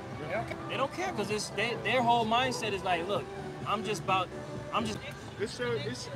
That shows you that even with that they doing with Elon and Trump, they show you that right there. They don't give a damn. They telling you your president is in the files, which he was. We've been saying it for years, but it just show you the mindset of the people. The people don't give a fuck. They don't care. Because this whole earth is in gross darkness, man. So all the people worrying is about themselves, man. There it is. Elon Musk dropped that quote-unquote true bomb. And niggas is more concerned with Diddy. Halle Berry, or whatever the bitch name, Haley Berry, EG, and all this other, Remy Ma, Papoose. Yeah, all that bullshit. Everything, all this shit is nothing just smoking dirt. Half of them relationships not even real anyway. No, they set up all that bullshit set up. It's all smoke and mirrors, man. It's nothing but a fucking psyop. It's a distraction to keep the main thing. Long as you ain't talking about Esau.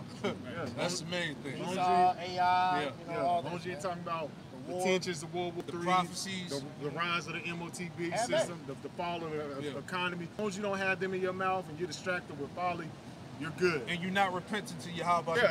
That's what it is. That's first and foremost, man. As long as you ain't repenting, nigga, ain't worry about Cardi B and goddamn Offset. Diggs and shit, man. Yeah, Worry about him bullshit. dancing with. Worry about folly, man. What was that pink substance in that bag? Yeah, because as a scripture, folly is set in great dignity, but the rich sit in low places. Yeah, man. while Shador Sanders ain't starting. Right. Yeah, stupid ass shit they, like they that, had man. they had I an ain't give a article damn. that said that people who obsess over celebrity lives have a low IQ. Facts. And that's America. Because the majority of people in America have a low IQ. They be like, I'm smart college. You worry about celebrities, majority of the day, man. What? The fact that TMZ is a $1 million industry lets you know that. Yeah. They push gossip out there, and that's more important than the news for people. And that's man. crazy. I remember when that shit came out, bro. TMZ, because it used to be on Take out WB and TV, the little local channels. And then they start pushing it out with athletes and certain scams. They say, no, like you said, that's $1 billion damn company, man. Not $1 billion, but $1 million brand. That's a franchise. As soon as first thing niggas be waiting on, TMZ got it. Such and such got shot in the foot. TMZ got it. They'll be like, damn. That's showing like the brother. That's America. Gossip. All that entertainment bullshit. That's how you know you're in Rome all over again. Bread and circus, man. See, the scriptures talk about that, and that's one of the ways that destroy you. Talk about be not a busybody. Yeah. Be not somebody find it. But that's now you got grown men gossip more than women. That's the state of America. You got grown ass men in they damn near 40s gossiping about little bullshit, man. You see what's your name? That's busybody shit. You see Diddy calling this guy. That's fucking. You think our grandfathers and shit was doing that shit back in the day? Hell no. They didn't give a damn about no shit like that. You go to your pop over, they smack your ass for Like that shit. Corner Wolf said in the group message, bro. It's no reason why we should know some of these niggas' names, bro. Bunch of losers. Can I read this for you real quick? Definition of parasocial. It reads, parasocial relationship is a one-sided relationship, typically with a public figure like a celebrity or a fictional character, where an individual feels a sense of intimacy and closeness even though the relationship is not reciprocal. Perfect example. You got all these women ready to cut niggas off because of Megan Thee Stallion, Cardi B, Halle Berry, and all these other dumbass bitches, man. Yeah. I got another. They hate niggas that side with the niggas.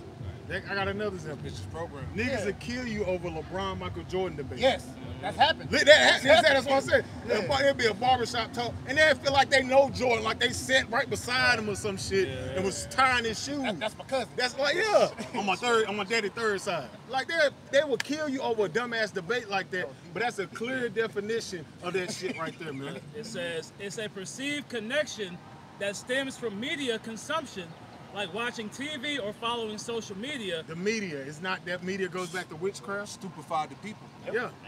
It says without any real life interaction. We shouldn't know these things, but see, things like social media has boomed, and this has essentially dumbed the people down. Get that, bro. All right, so 1 Peter chapter 4 and verse 15. But let none of you suffer as a murderer, or as a thief, or as an evildoer, or as a busybody in other men's affairs, matters. And that's the characteristics of black culture, man. A thief, a murderer, a busybody. That's the characteristics of a YN, a nigga, a goddamn diva, bad bitch, right? That's the characteristics of them, man. You got Eve out here shooting damn women at the park, just arguing over kids and shit. It's like that was Sirach 3 and 23. That's still a good one. Okay. Yeah, give me that. It's Ecclesiastes 10 and 6.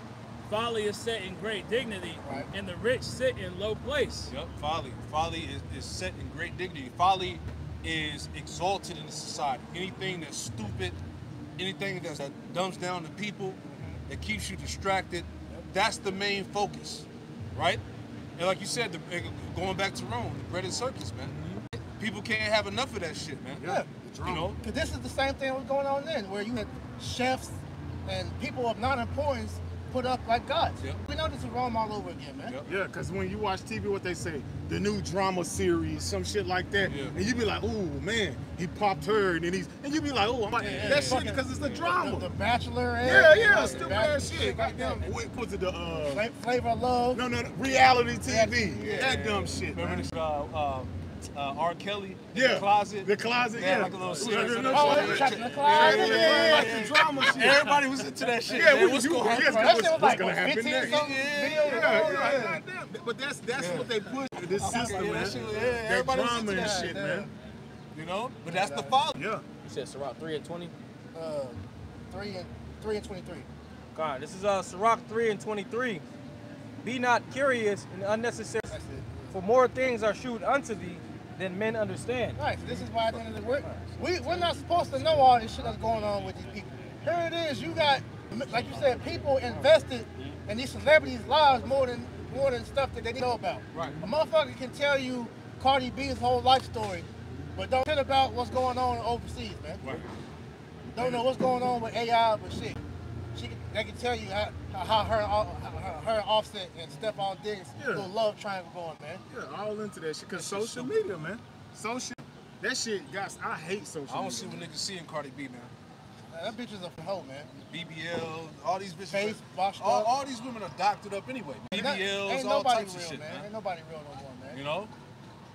Weird. This shit is a weird ass Like you society, man. see them pictures like them the women back in the 90s, and it's like, bro, Yeah. where are we? We ain't gonna Bro, never get that again. Where are we, bro? I ain't even gonna lie. When I was seeing you seen the women in the '90s, they were so feminine and lively, They was fine. fine as hell. Boy.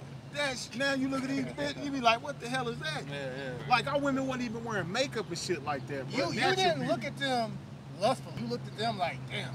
Your wife. That, Yeah, Hey. and you didn't come approaching no nigga shit like, hey, you try to figure out a way to talk to that. You like, post these bitches now, horny as hell, I'm trying to fuck that night. No, back then you want tryna to wipe you that. want to wild and dine them, you motherfucker. want, you want. That's why R&B was popular. I'm kidding. The certain kind, not Not that big. Not you that see Keith what happened to Sweat. John. You see what happened to Jaheim right there. Putting that woman first got your ass. BBLs and Botox. Keep going. Yep. That was the point on that. Unless you see something else in there. If not, you got to buy. Go back to what you had to Con. Back in the book of Psalm, chapter 64. Psalm 60, chapter 64, verse 5. They encourage themselves in an evil matter. They commune of laying snares privily. They say, shall see them. Right. Esau feel as if the Lord isn't watching, but the scriptures say, that the Lord 10,000 times brighter than the sun. Yep. You know. And that represents the angels. Because the angels are seeing everything what's happening here in America, man. Yeah, the eyes of the Lord. Yeah. They said the eyes of the Lord upon the sinful kingdom. I was at a song, Amos 9 and 8. Keep going. It's Isaiah 29 and 15. Woe unto them that seek deep to hide their counsel from the Lord, and their works are in the dark. And they say, who seeth us, knoweth us. Right, and that's the spirit of Esau Edom. Again, when they go into these different meetings, stuff like that, they feel as if, the Lord isn't watching. But the Lord has 24-hour surveillance, constantly surveilling, Right. You go to 16. Surely your turning of things upside down shall be esteemed as the potter's clay. Now read it back. Isaiah 29 and 16. Surely your turning of things upside down shall be esteemed as the potter's clay. For shall the work say of him that made it, he made me not? Or shall the thing framed say of him that framed it, he hath no understanding? Right, so being that Esau Edom had, thrown the earth out of course, essentially, can you run it back again? Isaiah 29 and 16. Surely your turning of things upside down shall be esteemed as the potter's clay. For shall the work say of him that made it, he made me not? Or shall the thing framed say of him that framed it, he hath no understanding? And pretty much, the Lord essentially made the earth in balance. You see, being that Esau Edom has essentially thrown everything out of balance, the Lord is judging them, Yeah, that's at Daniel 7:25 or 8:25. He changed the time of the season. Yep. 7:25. Back in Psalm chapter 64, verse 6. They search out iniquities. They accomplish a diligent search. Yeah, because he had literally studied the scriptures, and literally every precept the Lord has, he found a way to pretty much make it profane and make everything vibrate the opposite way. Turn it upside down. Yeah, as we just read. Right here in my Bible, right, it says, for they accomplish a diligent search. It says, we are consumed by that which they have thoroughly searched. So this devil, it's not like he was just winging it. No, he was set on, all right, I understand the habits of my enemies. Let me look after this, look into their laws. Let me look into how they operated in the past kingdoms. That's why this Babylon Great is referenced in the scriptures as the mother of harlots and abominations. Yeah. This devil has done a diligent search into finding out every weak point that the Israelites have experienced. Even just in general, because they researched how the earth works, and they figured out, all right, well, we can do this, and this can end up, you know, hurting the people. We can monetize off this shit. Everything that he done, he did a diligent search to make it a weapon. Verse 6 in the letter. But both the inward thought of every one of them and the heart is deep. Right, and that word for deep, it goes into unsearchable. You know, this devil is very mysterious in his trains, and ultimately, you know, he has done, he has searched, you know. Verse 7. But Yahweh Bashim Al-Shai shall shoot at them with an arrow. Salah. Can you run that back? Can we get that? Ezekiel 28 and 3. Sorry, Ezekiel chapter 28 and 3. Behold, thou art wiser than Daniel. There is no secret that they can hide from thee. Right. It says, thou art wiser than Daniel. There is no secret that they can hide from thee. Because pretty, you know, like Priest was going into, you know, Esau has set up different campaigns, you know, archaeology, you know, and his different science sections. And pretty much he pays people to do research, and you know, there'd be Egypt, you know, Rome, and he takes these the studies from these different places, and essentially he applies it to America, Babylon the Great, you know. Yeah, no, that's why Babylon known as the land of confusion. All those idols that had our people ensnared are exercised here today, but they go under new names. But it's the same idols from the past, right? You get out Job 20, Job 20, 24 to 25. I gave an example of that. Pull it up real quick. Like you got the obelisk. You know, you got those Roman cathedrals. You have you know, all the architect. You know, going back to Greece and Rome, the idols, the gods like Serapis. All right, the main stronghold that's on the minds of our people to this day. All right, that Jesus Christ did, man. Right? That shit is crazy to this That shit day. I'm tired of that shit. I was speaking with the Bayana on the way up here. I'm like, yo, it's crazy how you have all this information and niggas still like, Niggas don't care. We go into constantly that subversion. People have been subverted to the point to where truth they don't care about it. Yeah. And it's due to what we went into earlier about the mindset of the people and what they're concerned about now, man. I seen that nigga the other day. Jesus Christ! I was like, fuck, man. He's still around. I was like, man, fuck. I kept quiet, man. Hell no. Yep. Hey, he ran to a Yeah, brother. he ran into the brother. Yeah, he wanted to come out steal And he bullshit. knew he was an Israelite when he said that. You know, he said, I know. And then Jesus. Yep. Zeus. Hey, Zeus. Would you grab something? Yeah, because you speaking about how you said the gods are repackaged. So I just wanted to go into some names just real quick just to prove that point. So, starting back with Babylon, we have the real big three: Nimrod, Ishtar, Tammuz. You go into Egypt, you have Osiris, Isis, and Horus. The Medo-Persian Empire, you got Bel, Inanna, and Mithra. Greece, Zeus, Semiramis, and Bacchus.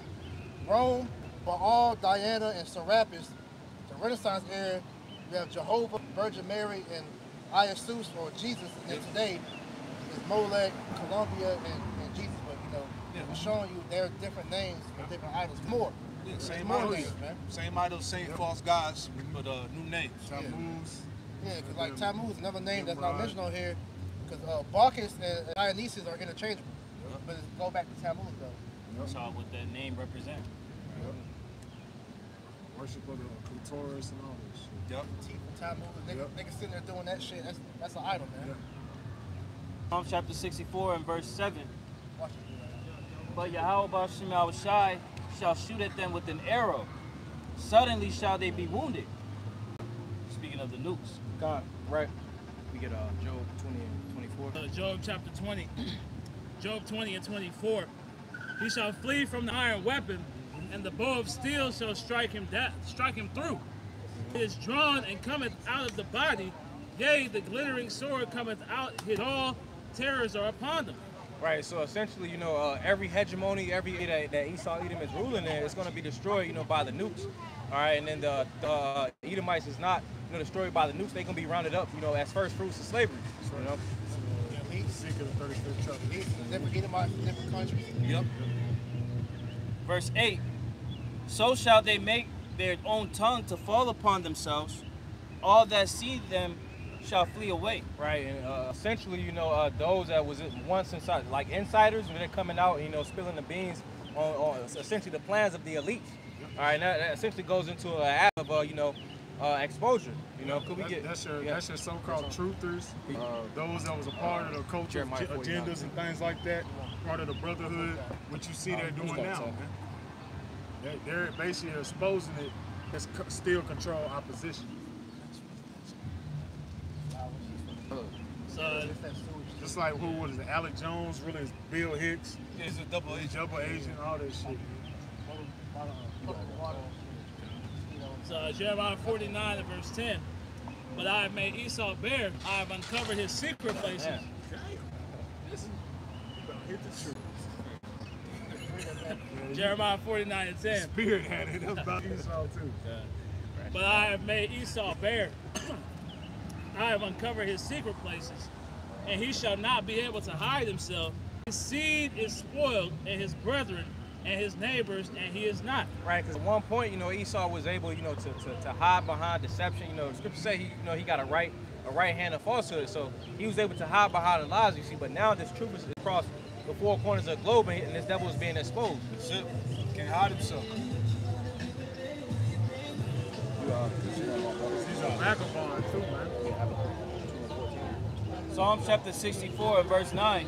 And all men shall fear and shall declare the work of the Most High. But they shall wisely consider of his doing. Right, going back to, you know, I had mentioned earlier in the lesson, pretty much, you know, everyone is going to know that the Lord, you know, essentially did the works that he did in the earth, you know, going into the second Exodus, you know. And people are taking heed to the truth now. You know, brothers that are more seasoned in the faith give their accounts of how things have progressed over time with scoffers, you know, and mockers. You know, at one point, you know, coming against the belief wholeheartedly, but then seeing the prophecies, it's like, what the fuck can you say? Right, as the scriptures say, I will give you a mouth that your adversaries will not be able to gainsay nor resist. Right. So us being that mouthpiece of the Lord, we are magnifying his word and his will and truth. Yep. And it's being accomplished right now. People are taking heed and they're like, oh shit, what's gonna happen next? Everybody becoming mad with them devil. Yeah. On the edge of the seat. Information they're hearing is true. I'm not allowed to. No, you Uh, did it. Okay. So Habakkuk chapter 2 and verse 14. For the earth shall be filled with the knowledge of the glory of the Lord, and waters cover the sea. Right, so this living water is spreading throughout the earth. You know, the word is going forth. All right, and then ultimately, you know, pursuant to Psalms 9 and 16, you know, the Lord is known by his judgment. You see, that's why it says, and all men shall declare the work of the Lord, of the Most High, but they shall wisely consider of his, you know, and that's because the Lord is bringing out judgment and his word is going out. Psalm chapter 64, verse 10. The righteous shall be Yahweh, Ba'ashem Yahushai, and shall trust in him, and all the upright in heart shall glory. Right, and it says, and all the upright in heart, the top says, the righteous shall be glad in the Lord, and shall trust in him, and all the upright in heart shall glory. And essentially, you know, the elect is going to be praising the Lord, you know, because we're seeing a downfall of our enemy. So Proverbs 29 and verse 15. It reads, the rod and reproof give wisdom, but a child left to himself bringeth his mother to shame. 16. Hey, you can apply that to America. Because who is America mother? Great Britain. Great Britain. And since America decided they wanted to separate themselves, look at the shame that it brought to the Edomite name, man. Them English Edomites over there, they look down on these Americans over here, man. Even from the way they talk, they said the English they talk over here versus over there is like hillbilly. Right. Yeah, broken English. Yeah, that is true because I remember when I went over there to London years ago, and we was talking to some chicks and mocking us because how we talk, you know? Country. Yeah. Proverbs 29 and 16. When the wicked are multiplied, transgression increaseth, but the righteous shall see their fall. When the wicked are multiplied, transgression increases. You know, pursuant to Malachi 1 and 4. We also got, you know, Psalms 37. The wicked spread themselves like a green bay tree. See, so all of these things is going to be held, you know, as charges against Esau Edom. It's called white man.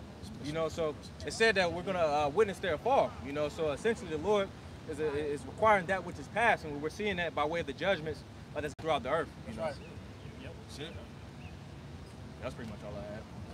Conway, I don't want to Zaza Banaya Lord's will. That was a beautiful edification through the spirit. Well, I don't Atam Yashya Wam Tawab, Lord's will. You all have a good day. While we can go ahead and close it up by saying, Call Allah Yahweh Ba'ashem Yahushua Ba'ashem Chakadash. While double honors to the elders and apostles, a great millstone that touches truth and rule well. And much respect to you bros that they're pushing this truth with our righteousness and shalom. Shalom. Shalom.